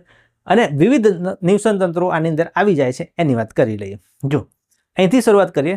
જેમ કે આ એક વનસ્પતિ છે, એ વનસ્પતિને ખાશે હરણ અને હરણને ખાશે વાઘ, બરાબર. તો આ જે બન્યું એ આહાર શૃંખલા કહેવાય, બરાબર. આહાર શૃંખલા કહેવાય. એમાં ઉર્જા આ વનસ્પતિ છે, વનસ્પતિ ક્યાંથી ઉર્જા લાવશે? સૂર્યપ્રકાશમાંથી, સૂર્યમાંથી આવા દો તડકો, તડકામાંથી ઉર્જા લેશે, ખોરાક બનાવશે, એટલે એ જે ઉર્જા છે એ ખોરાકમાં આવી ગઈ. હવે આ વનસ્પતિને ખાશે આ હરણ, એટલે એ હરણની અંદર ઉર્જા આવી ગઈ. અને હરણને ખાશે વાઘ, એટલે એ સૂર્યમાંથી જે ઉર્જા આવી હતી એ અલ્ટિમેટલી આ વાઘ સુધી પહોંચે છે, બરાબર. સૂર્યમાંથી વનસ્પતિ, વનસ્પતિમાં હરણ, હરણમાંથી વાઘ. તો આ જે છે એ જંગલની અંદર વૃક્ષ, હરણ અને વાઘ, આ જંગલનું નિવસન તંત્ર છે, એની અંદર આવી આહાર શૃંખલા જોવા મળે છે, બરાબર. આવું લખી શકું, બોર્ડની પરીક્ષામાં પૂછાય તો. ચલો બીજું ઉદાહરણ લઈએ, ધ્યાન આપજો કે નીચે છે તૃણભૂમિનું એક ઉદાહરણ, જેમાં નીચે છે ઘાસ. ઘાસને ખાય છે તીડ, તીડને ખાય દેડકો, દેડકાને ખાય સાપ અને સાપને ખાય સમડી. બરાબર. તો આ થઈ આહાર શૃંખલા બીજી, બરાબર.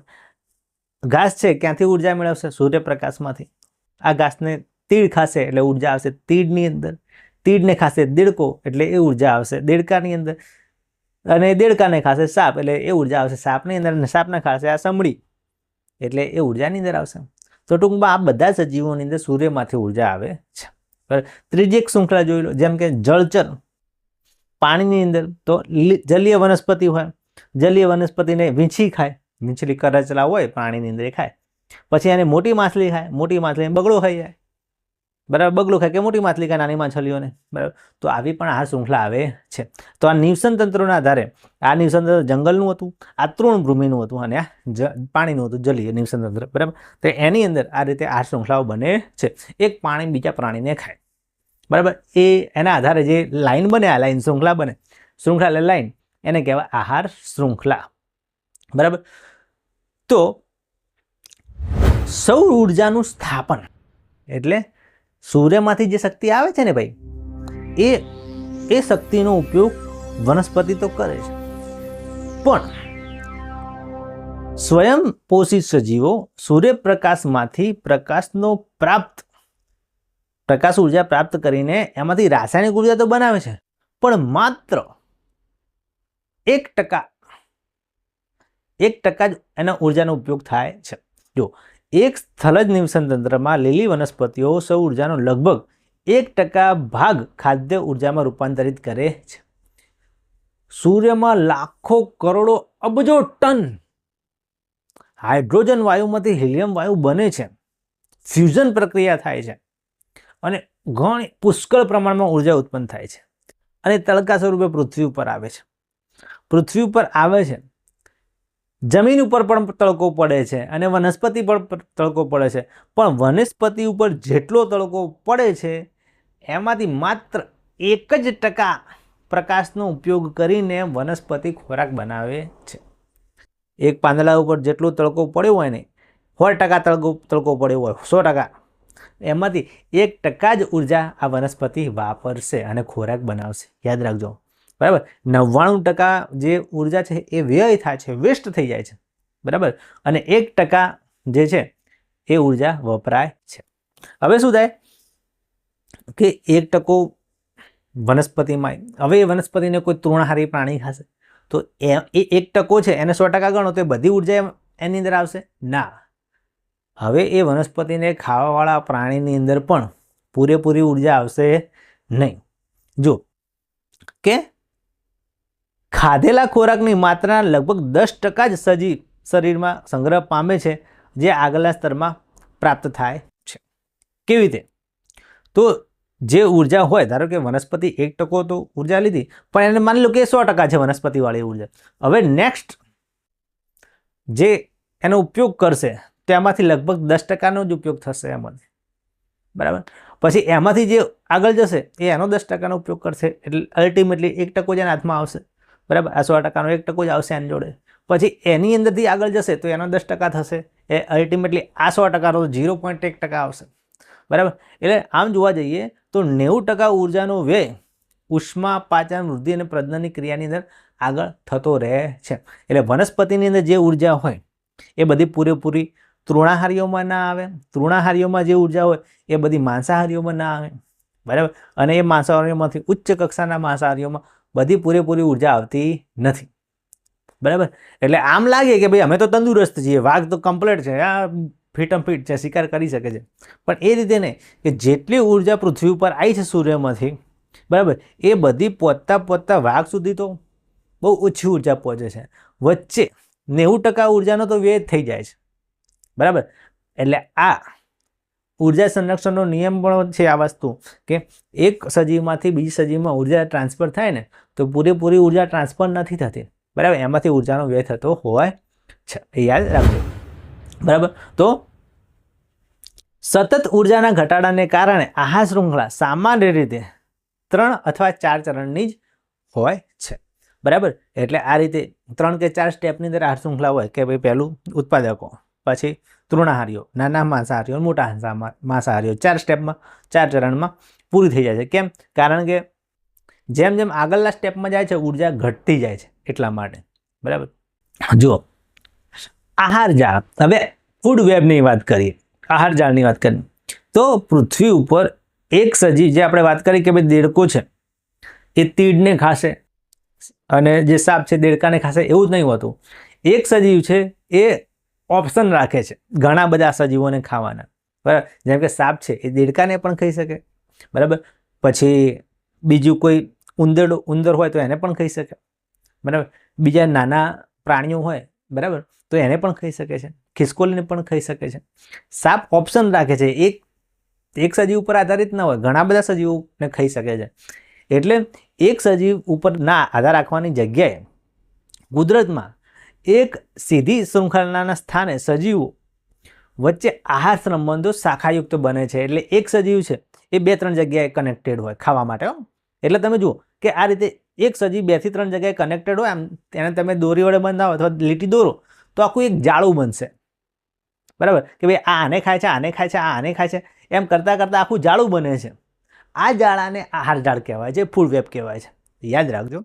તો પ્રત્યેક સજીવ 2 અથવા વધારે પ્રકારના સજીવો દ્વારા આહાર તરીકે ઉપયોગી બને છે અને અનેક સજીવોનો આહાર બને છે. આ જાળીરૂપ રચનાને આહાર જાળ કહે છે. એટલે એક સજીવ છે એ 2 થી 3 જાતના સજીવો એ ખાતો હોય અને પોતાના પણ ખાવાવાળા બીજા શિકારીઓ હોય, બીજાનો ખોરાક તરીકે આ જે સજીવ છે એ બીજાને ખોરાક તરીકે ખાશે અને પોતે પણ બીજાનો ખોરાક બની જશે, બરાબર. અને આવી જાળ બનશે, એને કહેવાશે આહાર જાળ કે ફૂડ વેબ, બરાબર. તો આની અંદર પણ તમે જોઈ શકો છો, બરાબર. અહીંયા આહાર શૃંખલા બતાવી કે ચલો ભાઈ આ ઘાસ છે અને આ ચકલી ખાશે, ચકલીને સાપ ખાશે, સાપને બાજ ખાશે, બરાબર. અહીં બીજી આહાર શૃંખલા બતાવી કે અહીંયા બીજી વનસ્પતિ છે, એને સસલું ખાશે, સસલાને શિયાળ ખાશે, શિયાળને બીજું કંઈ ખાશે, બરાબર. તો આવી જે જાળીઓ બને છે એને આહાર જાળ કહેવામાં આવે છે. કુદરતનું, પ્રકૃતિનું આ નેટવર્ક છે. કુદરતમાં આહાર શૃંખલાઓ સીધી એકલ કે દોકલ નથી હોતી, એ એકબીજા સાથે જોડાયેલી હોય છે ઘણી બધી, બરાબર. અને આમાં મુખ્ય બાબતો યાદ રાખજો કે એક સજીવ બહુવિધ સજીવોનો ખોરાક બની શકે છે, એટલે ઘણા બધા સજીવો એને ખાઈ શકે છે. આ શાખાયુક્ત જોડાણોના નેટવર્કને જ આહાર જાળ કહેવામાં આવે છે. આ જાળ નિવસનતંત્રમાં સ્થિરતા અને સંતુલન જાળવી રાખે છે, બરાબર. તો આ બધી જાળો કેમ છે કે માની લો કોઈ એવો રોગ આવ્યો કે પૃથ્વી પરથી બધા જ સાપ ગાયબ થઈ ગયા, તો આ આહાર જાળને, કુદરતી સંતુલનને નુકસાન પહોંચી શકે છે, બરાબર. એટલા માટે જો અહીંથી સાપ ગાયબ થઈ જાય એક, પણ બાકીના બીજા જે પ્રાણીઓ છે એની જગ્યાએ શિકાર કરવા માટે છે એ આ જે બેલેન્સ છે એને જાળવી રાખશે. પણ માની લો કે આખું જે પોષક સ્તર વચ્ચેથી ગાયબ થઈ જાય તો પૃથ્વી ઉપર આ આહાર જાળ આખી પડી ભાંગશે, બરાબર. માની લો કે વચ્ચે નીચેથી સ્ટાર્ટ કરો, નીચે બધી વનસ્પતિઓ પૃથ્વી પરથી ગાયબ, કોઈ એક વનસ્પતિ, ધારો કે એમ માનો કે લીમડાના ઝાડ બધા ગાયબ થઈ જાય, તો વધારે ફરક નહીં પડે લીમડા જગ્યાએ બીજા 6 ખોરાક તરીકે ઉપયોગ માટે વનસ્પતિ માટે. પણ જો બધી જ વનસ્પતિ ગાયબ થઈ જાય નીચેથી તો પૃથ્વી પર કોઈ સજીવ બચશે જ નહીં, એવું થશે. બરાબર.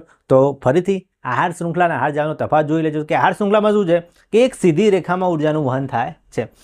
વનસ્પતિને કોઈ એક વનસ્પતિ હોય એને ચલો ખાય છે તીડને ખાય છે, દેડકાને ખાય છે સાપ, તો એક સ્ટ્રેટ લાઇન છે એને કહેવાય આહાર શૃંખલા. બરાબર. પણ આહાર જાળમાં શું હોય છે કે એક સજીવને ઘણા બધા સજીવને એક સજીવ ખાતો હોય અને એ સજીવને ઘણા બધા સજીવો ખાતા હોય, એમ કરતાં આખું જાળું બને છે. અનેક શૃંખલાઓ જોડાઈને બનતી આહાર શાખાયુક્ત જટિલ જે વ્યવસ્થા છે ને આહાર જાળ કહેવાય છે. આમાં સ્ટ્રેટ લાઇન છે અને આવી ઘણી બધી લાઈનો ગોળ સર્ક્યુલર કે ગોઠવો તો એને આહાર જાળ કહેવાશે. બરાબર. તો દોસ્તો આ હતી આહાર જાળ અને આહાર શૃંખલા. આપણે જોયું કે કેવી રીતે એક સજીવ બીજા સજીવ ઉપર આધાર રાખે છે. હવે આની અંદર એક પ્રોબ્લેમ આવે છે, સિસ્ટમમાં ખામી આવે છે કે રાસાયણિક પદાર્થોનો પ્રવેશ, રાસાયણિક કેમિકલ્સ આની અંદર ઘૂસી જાય છે. જો તો આપણી જાણકારી વિના હાનિકારક રસાયણો આહાર શૃંખલામાંથી પસાર થઈને આપણા શરીરમાં પહોંચે છે. ડેન્જર વસ્તુ છે. જો પાકના રક્ષણ માટે જંતુનાશકોનો ઉપયોગ થાય છે. ખેતરની અંદર ખેડૂતો પાક લે પણ બીજા પ્રાણીઓ એનો ખોરાક તરીકે ઉપયોગ ના કરે. બરાબર. એટલે નુકસાન ના પહોંચાડે ખેતરની અંદર, એના માટે જંતુનાશકો નાખવામાં આવે છે. બરાબર. એટલે જંતુનાશકો એ રક્ષણ કરશે. બીજું પછી એ જે રસાયણો છે જંતુનાશકો છે એ પાણીમાં ભળી જશે, વરસાદ આવે કે પિયત કરેલું પાણી હોય અને એ જે જંતુનાશકો છે જમીનમાં પાણીમાં ભળી જશે અને પછી એ વનસ્પતિ છે, એ વનસ્પતિ એને પોષક તત્વ સમજીને લઈ લેશે એના શરીરમાં. પછી એ જે વનસ્પતિ છે એમાં એ રસાયણ આવી ગયા એટલે એ જે પણ સજીવ ખાશે એના શરીરમાં આવશે એટલે એ જે કેમિકલ છે એ આહાર શૃંખલામાં દાખલ થઈ જશે. એટલે આ રીતે વનસ્પતિ છે એ વનસ્પતિના શરીરની અંદર મૂળ વડે એ કેમિકલ ખેંચાઈ જશે, હાનિકારક રસાયણ ખેંચાઈ જશે. એ કોઈ હાનિકારક ફર્ટિલાઇઝર હોય, રસાયણ હોય, બરાબર, એ ખાતર હોય કે પછી જંતુનાશક, કીટનાશક, નિંદામણનાશક કોઈ પણ હોઈ શકે છે. એ વનસ્પતિને ખેંચી લેશે અને પછી આ વનસ્પતિને જે સજીવ ખાશે એની અંદર ઝેરી પદાર્થ આવશે. બરાબર. અને એ પ્રાણીને બીજા કોઈ પ્રાણી ખાશે તો એ ઝેરી પદાર્થ ત્યાં સુધી જશે. બરાબર. તો દોસ્તો આમ જે આપણે ખોરાક લઈએ છીએ એ ખોરાકની અંદર રસાયણો, કેમિકલો આવે છે જે જંતુનાશકો, કીટનાશકો, નિંદામણનાશકો છાંટેલા હોય છે એ વનસ્પતિ ઉપર પાકની અંદર ખેતરમાં છાંટેલા હોય છે. પણ એ વનસ્પતિ એને લે છે, પછી આપણે વનસ્પતિનો ખોરાક તરીકે ઉપયોગ કરીએ છીએ એટલે એ રસાયણો આપણા શરીરમાં આવે છે. આને કહેવાય જૈવિક વિશાલન. બરાબર. તો જૈવિક વિશાલન વિશે ખાસ તમે તૈયાર કરી દેજો કારણ કે તમારી બોર્ડની પરીક્ષામાં પૂછાઈ શકે છે. હવે શું થાય છે કે આહાર શૃંખલાની અંદર આપણે વાત કરીએ કે જેમ નીચેથી ઉપર જઈએ છીએ, બરાબર, નીચે વનસ્પતિઓ છે, પછી તૃણહારીઓ, પછી નાના માંસાહારીઓ, મોટા માંસાહારીઓ, એમ નીચેથી ઉપર જઈએ છીએ એમ ઉર્જાનું પ્રમાણ ઘટે છે. બરાબર. યાદ રાખજો, ઉર્જાનું પ્રમાણ ઘટે છે પણ રસાયણો, કેમિકલો, ઝેરનું પ્રમાણ વધે છે. નીચે વનસ્પતિમાં ઓછું હોય ઝેરનું પ્રમાણ, જેમ જેમ ઉપર જતા જાઓ એટલે એ જે રસાયણો છે, બરાબર, એ ઉપરના સ્તરોમાં વધતું જાય છે. બરાબર. જે વનસ્પતિ એ હાનિકારક રસાયણો લીધેલા હોય એ હાનિકારક રસાયણો આવશે એના ઉપરના પોષક સ્તરમાં, પછી એના ઉપરના પોષક સ્તરના, એના ઉપરના પોષક સ્તરમાં. તો નીચેથી ઉપર જતાં જે જૈવિક વિશાલન છે, ઝેર છે, ઝેર રસાયણો, એનું પ્રમાણ વધતું જાય છે. દરેક પોષક સ્તરે રસાયણોનો સંગ્રહ વધતો જાય છે અને જે ઉચ્ચ સ્તરના સજીવો માટે સૌથી વધારે જોખમી છે. એટલે આ જે રસાયણો છે, કેમિકલ છે, એનો સૌથી વધારે ખતરો જે ઉપર જે પ્રાણીઓ છે ને, વાઘ, સિંહ, ચિત્તો, બરાબર, એટલે ઊંચી કક્ષાના માણસો પણ ઉપર જ આવશે, એમને ખતરો છે આ રસાયણો, એની હાનિકારક અસરો એના ઉપર થશે. બરાબર. તો આપણે વાત કરીએ કે જૈવિક વિશાલન શું છે, તો પ્રાણીઓમાં અને આહાર શૃંખલામાં અવિઘટનીય પદાર્થોનો પ્રવેશ થાય છે. આ પદાર્થો પાછા જે ફર્ટિલાઇઝર હોય, રસાયણો હોય, જંતુનાશકો હોય, નિંદામણનાશકો, એ અવિઘટનીય છે, એનું વિઘટન થતું નથી જલ્દી. બરાબર. એ અવિઘટનીય પદાર્થોની અંદર પ્રવેશ કરે છે. બરાબર. એ અવિઘટનીય પદાર્થોના કારણે જે ઝેર બને છે, વિષ બને છે, બરાબર, એ પ્રાણીઓના શરીરમાં જાય છે અને એને જૈવિક વિસરણ કહેવામાં આવે છે. એ કેવી રીતે થાય છે આપણે વાત કરીએ એ પ્રમાણે, તો જંતુનાશકો રસાયણો હોય જેને ખેતરમાં છાંટવામાં આવે છે, બરાબર, વનસ્પતિ એને લઈ લે છે, રસાયણોનું શોષણ કરે છે અને આ પદાર્થો અવિઘટનીય હોવાથી પ્રત્યેક પોષક સ્તરમાં ઉત્તરોત્તર એનો વધારો સંગ્રહ થાય છે અને વધતો જાય છે, બરાબર. એ બધા રસાયણો છે એ હાનિકારક છે. ઓકે, તો સમાચાર પત્રોની અંદર છાપાઓમાં ઘણી વખત આના અહેવાલ છપાતા હોય છે કે ભાઈ આવા પદાર્થો ધીમે ધીમે વધતા જાય છે. એના કારણે જે આપણે ફૂડ સિક્યોરિટી છે, ખોરાક છે, એ સારો એવો મેળવી શકતા નથી આપણે, બરાબર. ઘણી વખત સમાચાર પત્રોની અંદર અહેવાલ છપાતા હોય છે, પણ આપણે શું કરીએ, આપણે કંઈ વાંચતા નહીં, ક્યાંય ધ્યાનમાં લેતા નથી. પણ જુઓ છો કે ઘઉં હોય, બાજરી હોય, એના પર પુષ્કળ પ્રમાણમાં, ફળો હોય, શાકભાજી હોય, પુષ્કળ પ્રમાણમાં જંતુનાશકો છાંટવામાં આવે છે અને એ આપણા માટે ખૂબ જ હાનિકારક છે, બરાબર. એ ઝેરી પદાર્થો ઉપર ઘણા રાજ્યોએ પ્રતિબંધ લગાવેલો હોય છે, બરાબર. શું એ બરાબર છે? તો હા, બરાબર છે, એવાના પર પ્રતિબંધ હોવો જોઈએ, કારણ કે જૈવિક વિશાલન ફેલાવે છે એટલે એ પદાર્થો પર પ્રતિબંધ હોવો જોઈએ. પણ તેમ છતાં ઘણા લોકો ગેરકાનૂની રીતે એવા પદાર્થોનો ઉપયોગ કરે છે અને છાંટે છે, ખેતરની અંદર છાંટે છે, ફળો શાકભાજી ઉપર છાંટે છે, બરાબર. તો એનો ઉપયોગ ન થવો જોઈએ, બરાબર. અને એનાથી આપણને નુકસાન થતું હોય છે, આપણા શરીરના સ્વાસ્થ્યને નુકસાન થતું હોય છે અને આપણે બીમાર પડતા હોય છે. કોઈ પણ જાતના તમે જુઓ છો કે હવે દિવસે દિવસે નવા રોગોનો ઉદ્ભવ થાય છે. એનું કારણ એ છે. તો એ જૈવિક વિશાલન ના થાય એના માટે શું કરવું જોઈએ? તો એના માટે કેટલાક પગલાં લેવા જોઈએ, બરાબર. જેમ કે જંતુનાશકોનો ઉપયોગ ઘટાડવો જોઈએ. સૌથી સિમ્પલ વસ્તુ, જંતુનાશકોનો ઉપયોગ ઘટાડવામાં આવે તો વનસ્પતિ છે એના ઉપર એની ઓછી અસર થશે, વનસ્પતિ ઉપર ઓછી થશે તો બાકીના પ્રાણીઓ પર પણ ઓછી અસર થશે, બરાબર.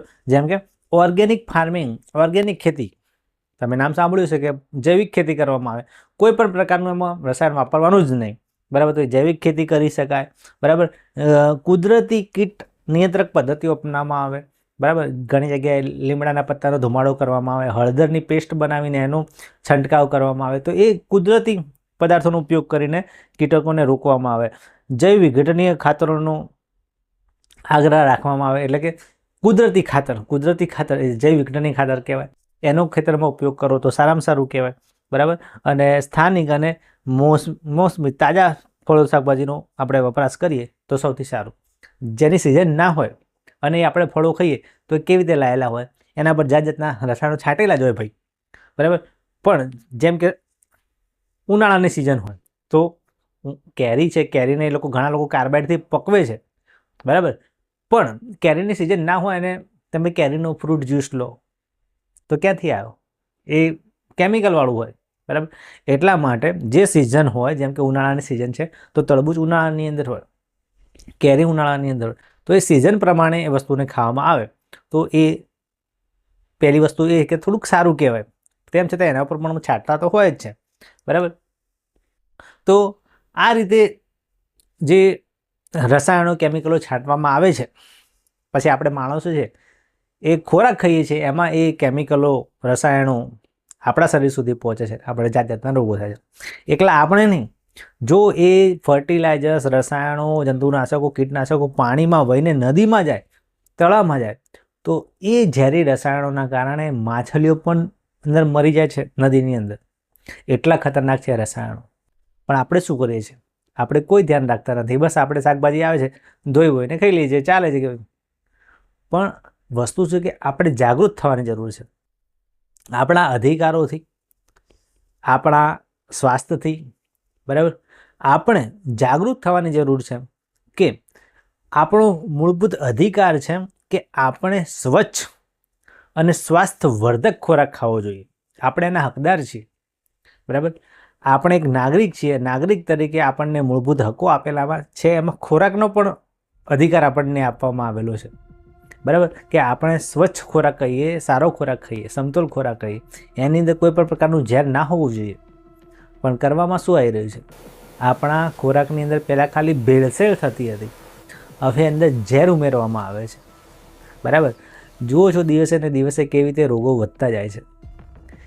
કેરી હોય, કાર્બાઇડથી પકવવામાં આવે, સાદી રીતે નથી પકવવામાં આવતી, કાર્બાઇડ વડે પકવવામાં આવે, પછી એવી આપણે કેરીઓ ખાઈએ છીએ.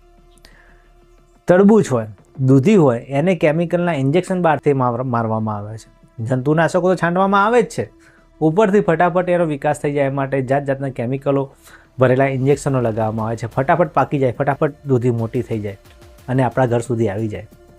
બરાબર, તો આવું ચાલી રહ્યું છે. બરાબર, તો હું તમને જાગૃત કરું છું, તમે આજુબાજુના તમારા મિત્રો, તમારા મમ્મી પપ્પાને જાગૃત કરો કે ભાઈ રિસર્ચ કરો ગૂગલની અંદર કે કયા કયા જંતુનાશકો આ લોકો છાંટે છે. એનાથી તમે રિસર્ચ કરશો તો જોશો કે ઘણા બધા લેબોરેટરીના રિપોર્ટ છે જે બતાવે છે કે આવા કેમિકલથી કેન્સર જેવા, અને હમણાં તો તમે જુઓ છો કે હાર્ટ એટેક વધતા જાય છે. તો ડાયાબિટીસ, હાર્ટ એટેક, કેન્સર, બરાબર, એ આ બધા રોગો દિવસે દિવસે વધતા જવાનું કારણ છે કે આપણે જે ખોરાક ખાઈએ છીએ એ શુદ્ધ નથી. તો જાગો, આપણા પર્યાવરણને તો બચાવવાનું છે જ, પણ આપણો ખોરાક પણ બચાવવાનો છે.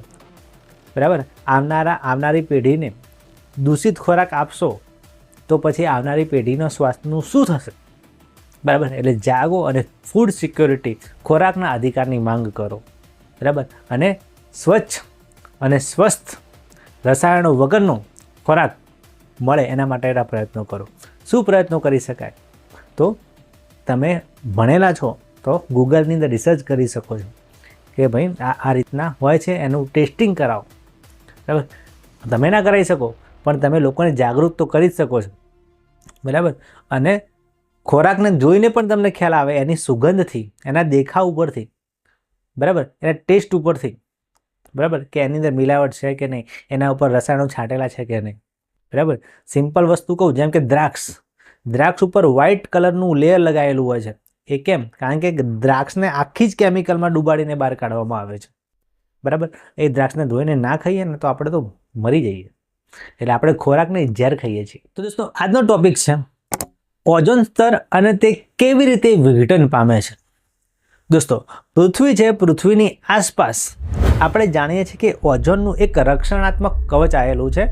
એ ઓઝોનનું સ્તર છે એ સૂર્યમાંથી જે પારજાંબલી કિરણો આવે છે એનાથી પૃથ્વી ઉપર રહેતા બધા જ સજીવોની રક્ષા કરે છે આ ઓઝોન સ્તર. યાદ રાખજો, આ ઓઝોન શું છે? તો ઓઝોન એ 3 ઓક્સિજન પરમાણુવાળો એક અણુ છે જેને O3 કહેવાય, ઓઝોન કહેવાય. બરાબર, ઓઝોન શું છે? એ 3 ઓક્સિજનના પરમાણુનો બનેલો અણુ છે જેને ઓઝોન કહેવાય છે. અને વાતાવરણમાં એનું વિઘટન થઈ રહ્યું છે.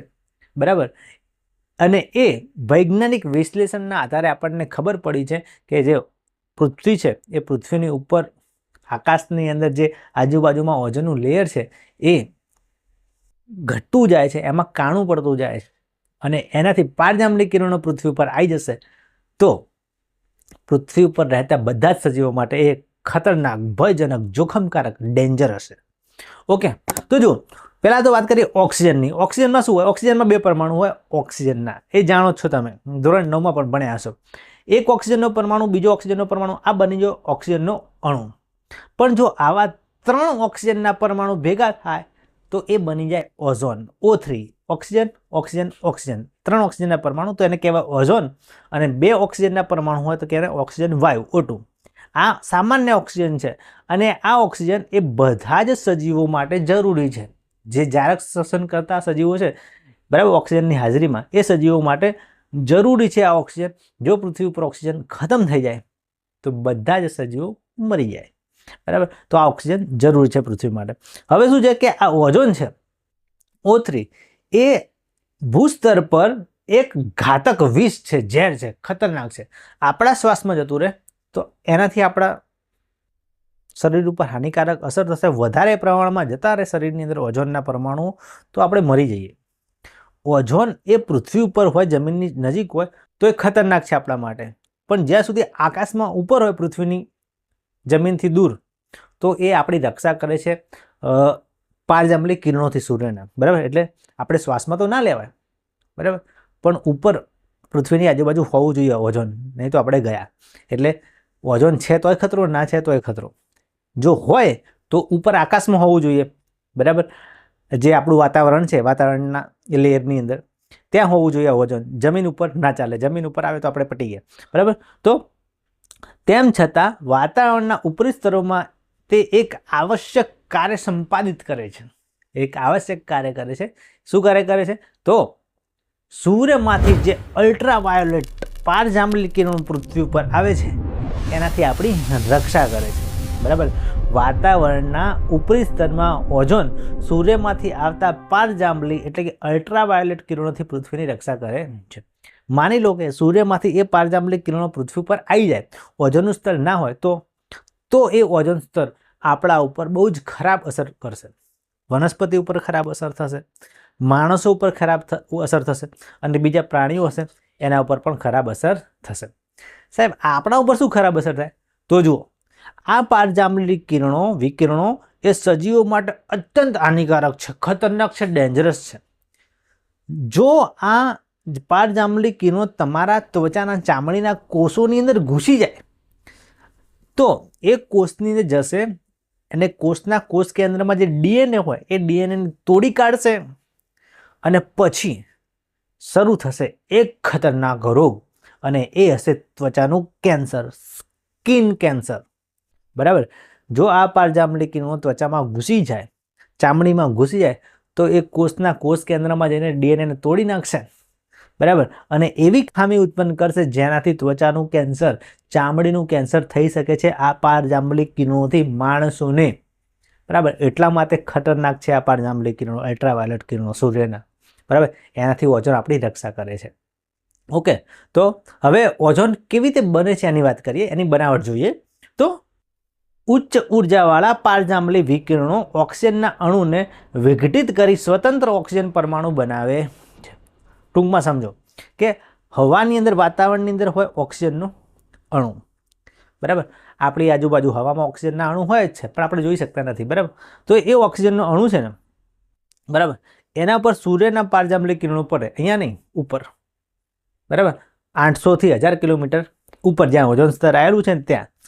તો ઓક્સિજન ત્યાં હોય, એ ઓક્સિજન ઉપર આ અલ્ટ્રાવાયોલેટ પારજાંબલી કિરણો પડશે અને ઓક્સિજનનો અણુ છે ને એને તોડી કાઢશે. બે ઓક્સિજનના પરમાણુ, ચાલ તું તૂટી જા. આ રીતે આ ઓક્સિજનનો અણુ છે, આ પારજાંબલી કિરણો આવ્યા અને ઓક્સિજનને પછી તોડીને અલગ કરી દે તો એ બનાવી કાઢશે ઓક્સિજનના બે પરમાણુ. આ ઓક્સિજનનો અણુ હતો O2. બરાબર. O2 ને તોડીને કોણ તોડશે? પારજાંબલી કિરણો, અલ્ટ્રાવાયોલેટ કિરણો એને તોડી કાઢશે, બે ઓક્સિજનના પરમાણુ અલગ અલગ બનાવી દેશે. હવે આ જે ઓક્સિજનના પરમાણુ બને એનું શું થાય ધ્યાનથી સમજજો, જોજો. બરાબર. ફરીથી ઓક્સિજનનો અણુ તો પારજાંબલી કિરણો એને તોડીને અલગ કરી દે. બરાબર. બંને ભાઈઓ અલગ. હવે એ જે ઓક્સિજનના પરમાણુ છે એ શું કરશે? એમાંથી એક ઓક્સિજનનો એક ઓક્સિજનનો પરમાણુ આ રહ્યો, એ બીજો કોઈ ઓક્સિજનનો અણુ હોય O2, જો આ O2 છે, આ પણ O2 છે, આ ઓક્સિજનનો પરમાણુ જે પેલામાંથી આવ્યો તો તૂટીને એ O2 સાથે જોડાઈ જશે અને O3 બનાવી દેશે. જો આ બે ઓક્સિજનના પરમાણુ છે, આ ઓક્સિજનનો અણુ છે, આ એક આખો ઓક્સિજનનો અણુ કહેવાય અને આ ઓક્સિજનનો પરમાણુ પેલામાંથી તૂટીને આવ્યો. આ ઓક્સિજનનો પરમાણુ આ ઓક્સિજનના અણુ સાથે આ જે બંધ છે ને દ્વિબંધ એ તોડી કાઢશે, એની સાથે જોડાઈ જશે અને બનાવશે O3. બરાબર. આ તમે જુઓ અહીંયા 3 ઓક્સિજનના પરમાણુ થઈ ગયા, આ ઓઝોન બની ગયો. બરાબર. આ સમીકરણ ખાસ યાદ રાખજો કે O2માંથી પારજાંબલી કિરણોએ તોડીને O વત્તા O બનાવ્યું અને એમાંથી એક ઓક્સિજન જાય છે O2 જોડે અને એમાંથી O3 બનાવે છે. બે સમીકરણ સિમ્પલ છે, યાદ રાખવા જરૂરી છે. બરાબર. તો ઓક્સિજનનો આ સ્વતંત્ર પરમાણુ ઓક્સિજનના અણુ સાથે જોડાઈને સંયોજાઈને ઓઝોનનો અણુ બનાવે છે. આ રીતે આકાશની અંદર, બરાબર, જમીનની સપાટીથી ઘણા જ કિલોમીટર ઉપર આ ઘટના બને છે અને આ રીતે ઓક્સિજનના અણુમાંથી, બરાબર, પહેલાં પરમાણુ બને, એક પરમાણુ બીજા ઓક્સિજનના અણુ પર હુમલો કરીને O3 બનાવી દે છે. આ રીતે ઓઝોન બને છે. હવે આ રીતે ઓઝોન બને છે અને પૃથ્વીની આજુબાજુ ઓઝોનનું સ્તર આવેલું છે. હવે શું થાય છે જુઓ તો વાતાવરણમાં ઓઝોનનું વિઘટન થાય છે.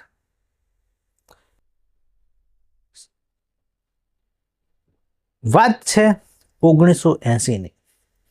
1980 એવું વર્ષ કે જ્યારે વૈજ્ઞાનિકોને ખબર પડી કે વાતાવરણમાં ઓઝોનનું જે પ્રમાણ છે, માત્રા છે, એ ઝડપથી ઘટતું જાય છે.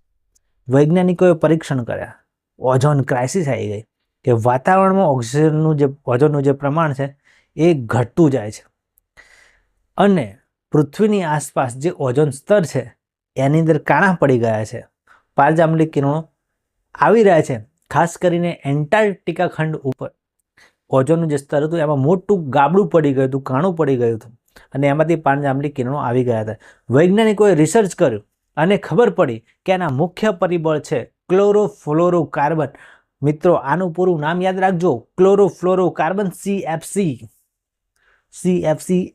એસ લગાવો તો વાંધો નથી, પણ એ કેમ છે બહુવચન માટે. ક્લોરોફ્લોરોકાર્બન્સ એટલે ઘણા બધા એવા હોય છે, એમાં CFC યાદ રાખજો. CFC ક્લોરોફ્લોરોકાર્બન એ માનવ સંશ્લેષિત રસાયણને ઓઝોન ઘટાડવાનું મુખ્ય પરિબળ ગણવામાં આવે છે. આ CFC છે એ ઓઝોનને નુકસાન પહોંચાડે છે. એ CFC ક્યાંથી પૃથ્વી ઉપર આવ્યો? તો આપણા ઘરે જે રેફ્રિજરેટર વપરાતા હતા પહેલાં, અત્યારે નહીં, અત્યારે જે નવા રેફ્રિજરેટર આવે છે એની અંદર CFC હોતો નથી, બરાબર. પહેલાંના જે રેફ્રિજરેટર હતા એમાં કુલન્ટ તરીકે રેફ્રિજરેટરને ઠંડુ રાખવા માટે જે પદાર્થ વપરાય એને શીતક કહેવાય, કુલન્ટ કહેવાય. એ કુલન્ટ તરીકે પહેલાં CFCનો ઉપયોગ થતો હતો.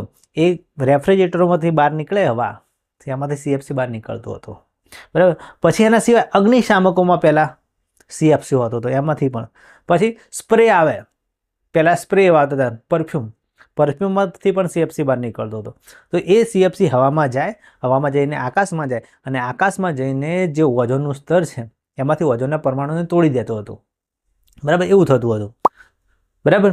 તો વાત કરી એમ કે પૃથ્વી ઉપર એન્ટાર્કટિકા ખંડ હતો એ બાજુ આવું કાણું પડી ગયું હતું અને પછી એમાંથી પારજાંબલી કિરણો આવતા થઈ ગયા. તો આપણે એનું મુખ્ય કારણ શું હતું?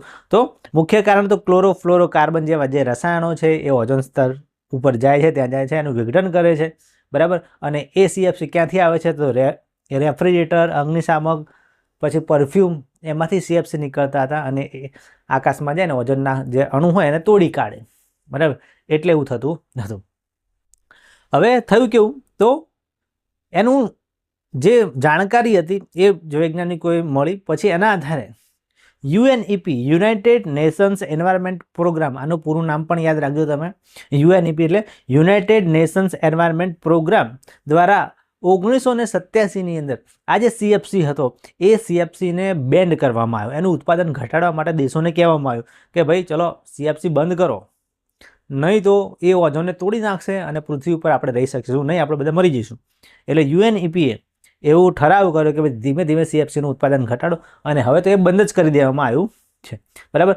અને પછી એ નિયમો એવા કડક બનાવવામાં આવ્યા, કડક આંતરરાષ્ટ્રીય નિયમોના કારણે ઓઝોનનું જે છિદ્ર હતું એ ધીમે ધીમે આજે હતું કાણું પડી ગયું, કાણું ઘટવા માંડ્યું અને કાણું પુરાવા લાગ્યું એમ. હવે અત્યારે કાણું નથી, પહેલાં થઈ ગયું હતું એટલું બધું CFC વધી ગયો હતો, બરાબર. અને ધીમે ધીમે કુદરત શું છે, કુદરતે જાતે જ જો એમાં કોઈ નુકસાન થાય તો જાતે જ એ પોતાની ભરપાઈ કરી લે. વાગ્યું હોય આપણને કંઈ તો જાતે જ રૂજ આવી જાય. એમ આવું કાણું પડ્યું હતું એ ધીમે ધીમે CFCનું પ્રમાણ ઓછું થયું પૃથ્વી ઉપર કડક નિયમોના કારણે. એટલે ધીમે ધીમે આ જે ગાબડું પડ્યું હતું, કાણું પડ્યું હતું, ધીમે ધીમે ભરાવા લાગ્યું, બરાબર. અત્યારે એટલું મોટું ગાબડું છે નહીં. તો એનું કારણ છે કે એ વખતે જે આદેશ કરવામાં આવ્યો એનાથી રેફ્રિજરેટરોની અંદર CFC હવે વપરાતો નથી. જો CFC વપરાતો હોત તો અત્યારે પણ રેફ્રિજરેટર એવા હોત અને અત્યારે તો ગાબડા પડી ગયો તો અત્યારે તો સ્કિન કેન્સરના કેસો વધી ગયા હોત, બરાબર. તો એવા કડક નિયમો લાયા, બરાબર, કે જેથી હવે CFCનું ઉત્પાદન ઘટી ગયું છે, બરાબર. તો યાદ રાખજો કે ઓઝોનને નુકસાન પહોંચાડવાનું મુખ્ય કારણ CFC ક્લોરોફ્લોરોકાર્બન છે. પહેલાં એનું ઉત્પાદન ઘણું થતું હતું, એન્ટાર્કટિકા ઉપર ગાબડું પડી ગયું હતું, પણ ધીમે ધીમે પછી એનું ઉત્પાદન ઘટી ગયું, બરાબર. બધી જગ્યાએ CFC વાપરવાનું બંધ કરી દેવામાં આવ્યું એટલે પછી શાંતિ થઈ ગઈ, બરાબર. એટલે જે પછી ઓઝોન છે ધીમે ધીમે બચી જવા લાગ્યું અને આપણે પણ બચી ગયા. ઓકે, ચલો હવે આજનો નેક્સ્ટ ટોપિક જોઈએ કે આપણા દ્વારા નિર્માણ પામતા કચરાનું પ્રબંધન. આપણે જે કચરો ફેલાઈએ છીએ એનું આપણે વ્યવસ્થા શું કરવાની છે એના વિશે વાત કરીએ. તો જો આપણી દૈનિક ગતિવિધિઓમાં આપણે ઘણા નકામા પદાર્થો ફેંકી દઈએ છીએ. આ નકામા પદાર્થો કયા છે? જ્યારે આપણે તેમને ફેંકી દઈએ છીએ ત્યારે પછી એમનું શું થાય છે? જો આપણે રોજબરોજ જે ક્રિયાઓ કરીએ છીએ, આપણે સવારે ઉઠીને બ્રશ કરીએ અને રાતે ઊંઘી જઈએ ત્યાં સુધી ઘણી બધી ક્રિયાઓ કરીએ છીએ અને એમાં ઘણો બધો કચરો આપણે ફેલાવીએ છીએ. જેમ કે કેળું ખાઈએ તો કેળાની છાલ, બરાબર. પછી આ રીતે તમે દવા લેતા હોય તો દવા, બીજે કોઈ પ્લાસ્ટિકના રેપર હોય, બીજે કાગળ હોય, કાપડ હોય, આ બધી વસ્તુ, નકામી વસ્તુ આપણે રોજબરોજના જીવનમાં નીકળતી જ હોય છે, બરાબર. આપણે તો પછી કચરા ટોપલીમાં નાખી દઈએ, ઘરની બહાર એનો નિકાલ કરી, પણ આગળ એનું શું થાય છે? તો વિદ્યાર્થી મિત્રો, જો આપણે એક વસ્તુ કરી શકીએ કે આવી કોઈ વસ્તુ હોય ને, જેમ કે આ કેળાની છાલ હોય, પ્લાસ્ટિક હોય, કાગળ હોય, કાપડ હોય, એને જમીનમાં તમે દાટી દો 15 દાડા માટે, 15 દિવસ માટે કચરાને માટે 15 સેન્ટીમીટર ઊંડો ખાડો કરો અને એમાં થોડોક ભીનો રાખો અને પછી 15 દિવસ એને મૂકી રાખો, ટૂંકમાં દાટી દો. 15 દિવસ પછી તમારે જોવાનું કે ભાઈ અંદર કોઈ પ્લાસ્ટિકની બોટલ તમે નાખી હતી, કે કેળાની છાલ નાખી હતી, કે કાગળ કાપડ નાખ્યું હતું, એનું શું થાય છે? 15 દિવસ પછી ખોદીને તમારે જોવાનું.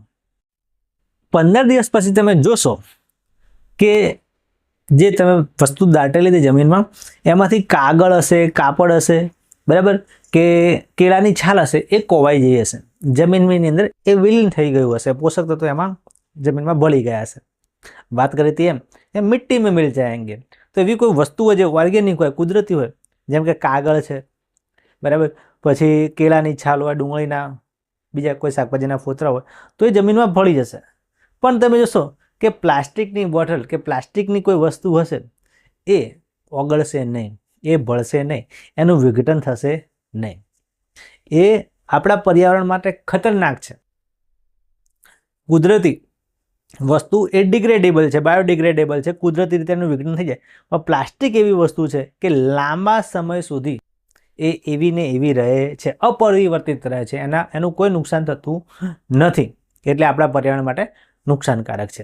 આવું કેમ થાય સમજો તો, જે મોટાભાગે બેક્ટેરિયા હોય, સૂક્ષ્મજીવો હોય, જે વિઘટકોની અંદર હોય, એમાં ખાસ પ્રકારના ઉત્સેચકો આવેલા હોય. એ ઉત્સેચકોની વિશિષ્ટ ક્રિયા છે કે જે ઉત્સેચકો છે એ કોઈ કુદરતી વસ્તુ હોય ને, જેમ કે વનસ્પતિનું પર્ણ હોય, કાગળ હોય, બરાબર, કોઈ કેળાની છાલ હોય, તો એ જે ઉત્સેચકો છે એ કુદરતી જે વસ્તુ હોય ને એનું વિઘટન કરી દે છે, એને સડાઈ કાઢે અને પોષક તત્વો એમાંથી લઈ લે, બરાબર.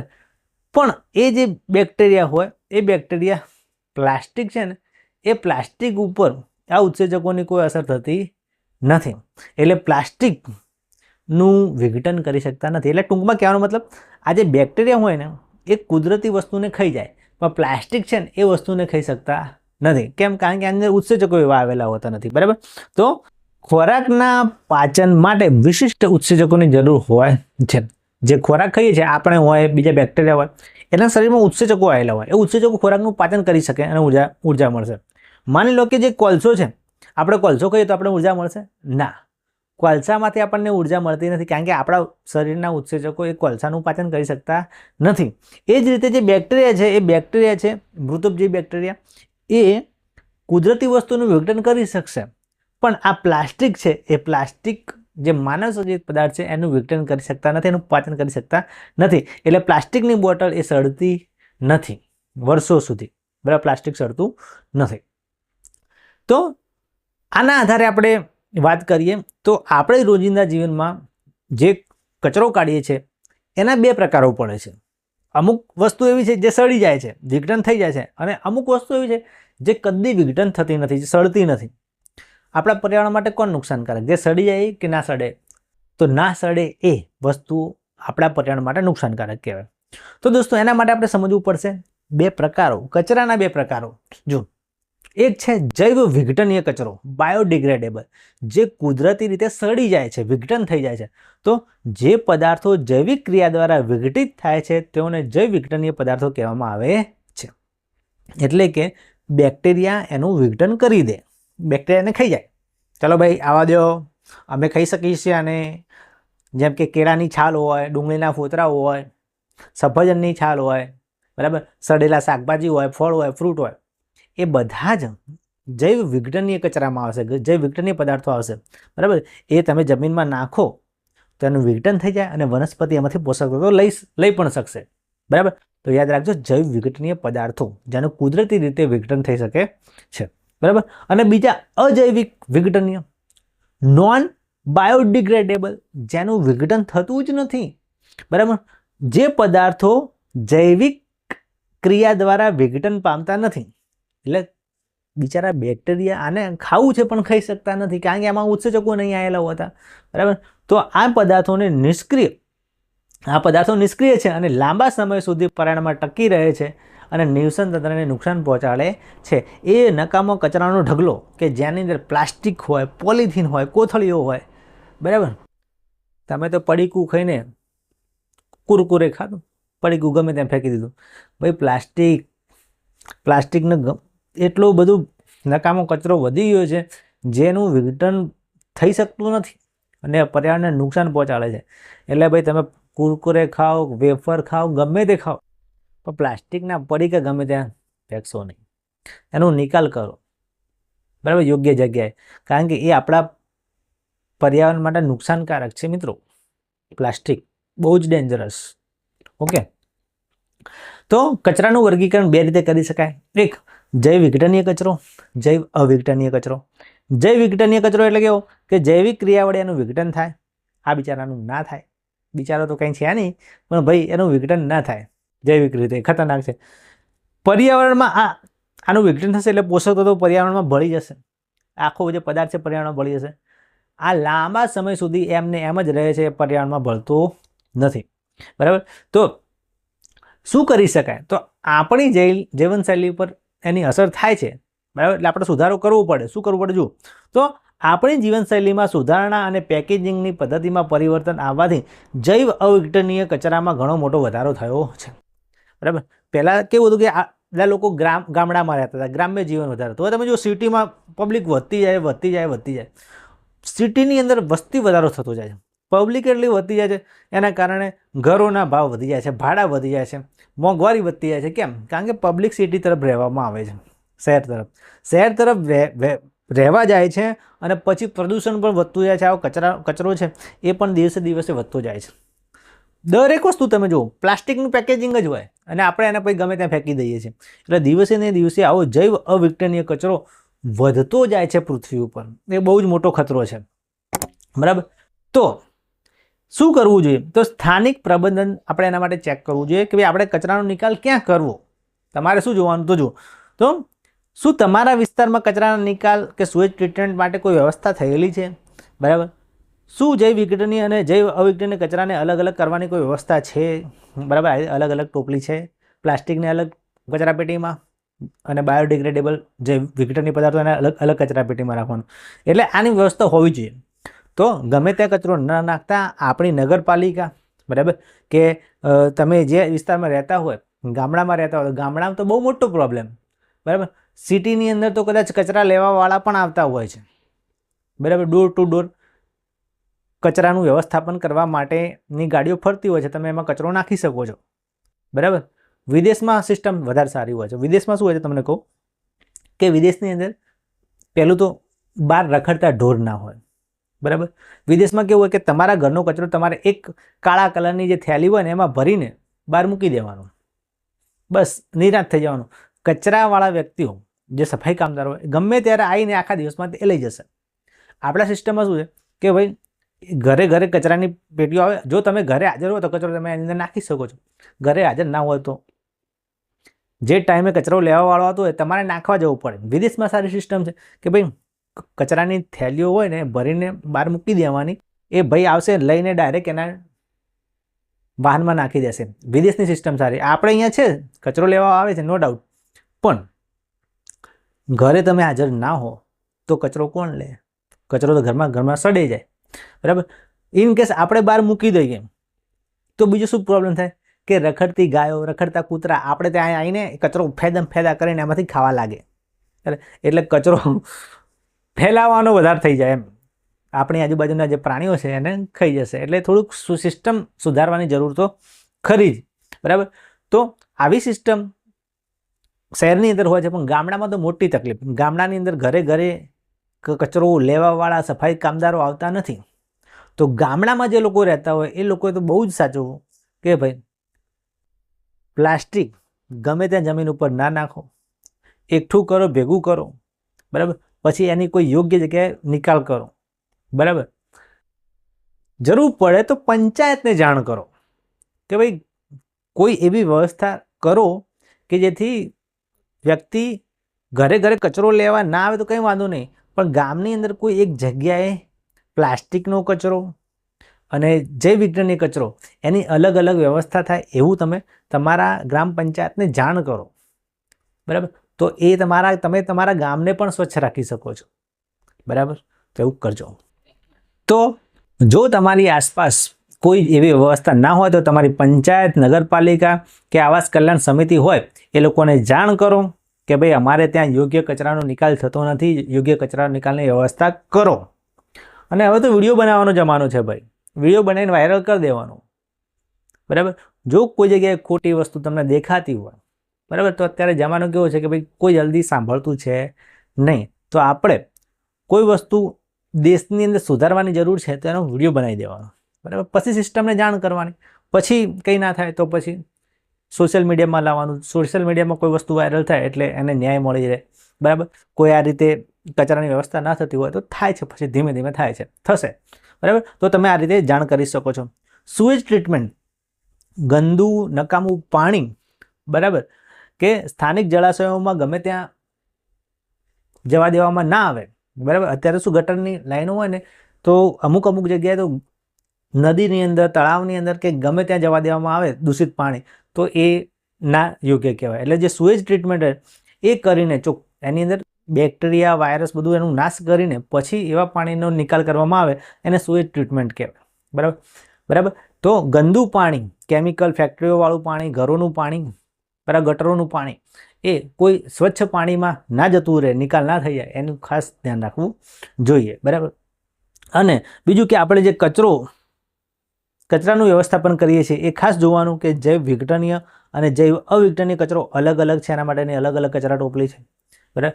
જૈવ વિઘટનીય કચરાથી કોઈ પ્રોબ્લેમ નથી, બરાબર? આપણા દેશને, આપણા પર્યાવરણને કોઈ પ્રોબ્લેમ નથી. જૈવ અવિઘટનીય કચરાથી પ્રોબ્લેમ છે, બરાબર? એટલે એનું થોડું ધ્યાન રાખો. એક ઉદાહરણ લઈએ. જુઓ, જેમ કે રેલવેની અંદર પહેલાં પ્લાસ્ટિકના કપ વપરાતા હતા, આવા પ્લાસ્ટિકના કપ.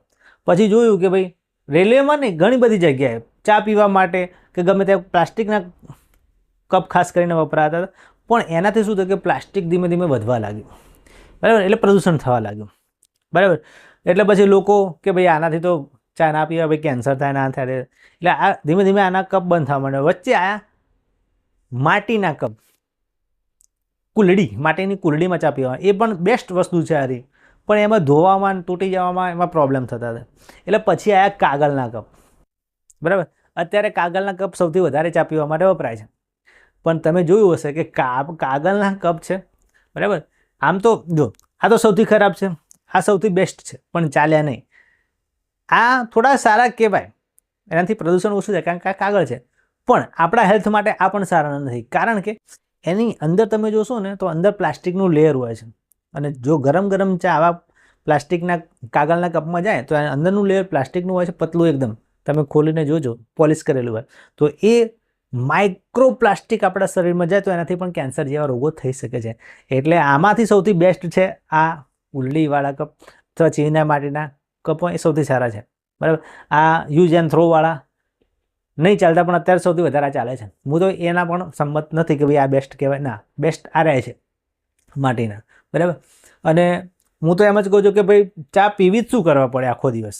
ઘરે સવારે એક આપણા ઘરે ચા હોય, બનાવો છો તમે રોજ, અને આપણા ઘરે તો મસ્ત કપકાબી હોય, એમાં ચા પી લો અને બહાર જાઓ એટલે ભાઈ જાતના કપો લેવા પડે.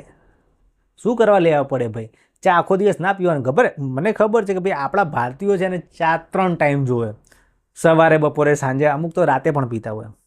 પણ ભાઈ ચાના રસિયા છો, મને ખબર છે, ઘણા લોકો ચાના રસિયા હોય છે, પણ તેમ છતાં એટલી બધી ચા પણ સ્વાસ્થ્ય માટે સારી નહીં. દિવસમાં એકાદ વખત પી લેવાય, પણ પછી 3-4 ટાઈમ તમે ચા પીવો તો ચા પણ આપણા સ્વાસ્થ્ય માટે એટલી સારી છે નહીં, બરાબર? એટલે ચા પીવાનું ટાળી દો તો આ તો આવશે જ નહીં પ્રોબ્લેમ, બરાબર? તો આ વસ્તુ હતી કે ભાઈ કચરો છે, કચરાનું વ્યવસ્થાપન યોગ્ય જગ્યાએ કરવું જોઈએ.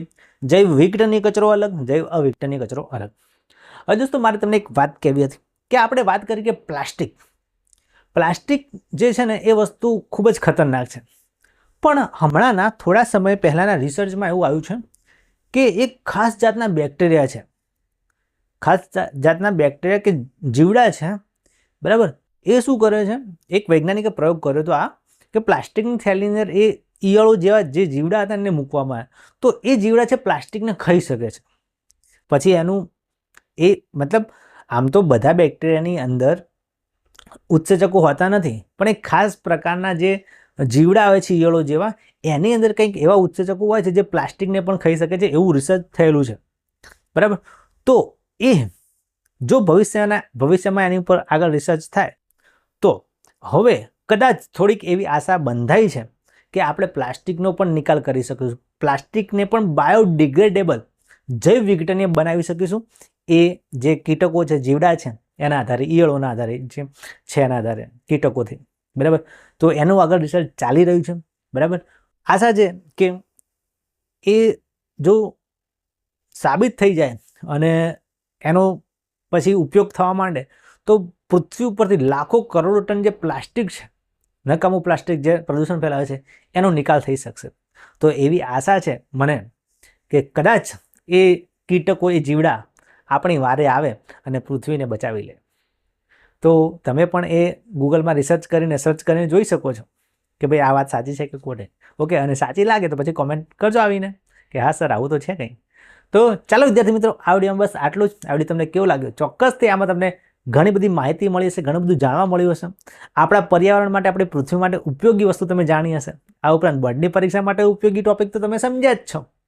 બરાબર. બોર્ડની પરીક્ષામાં આ જૈવ વિઘટનીય, અજૈવ વિઘટનીય કચરો અને ઓઝોનનું વિઘટન પૂછાય છે, એટલે એ પણ તૈયાર કરી દેજો.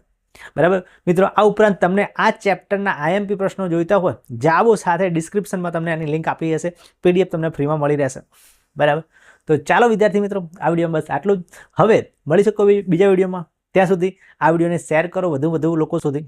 બરાબર. લાઈક કરો, કોમેન્ટ કરો. તો ચાલો મળીશું બીજા કોઈ વિડીયોમાં. ત્યાં સુધી આવજો. જય હિન્દ, જય ભારત.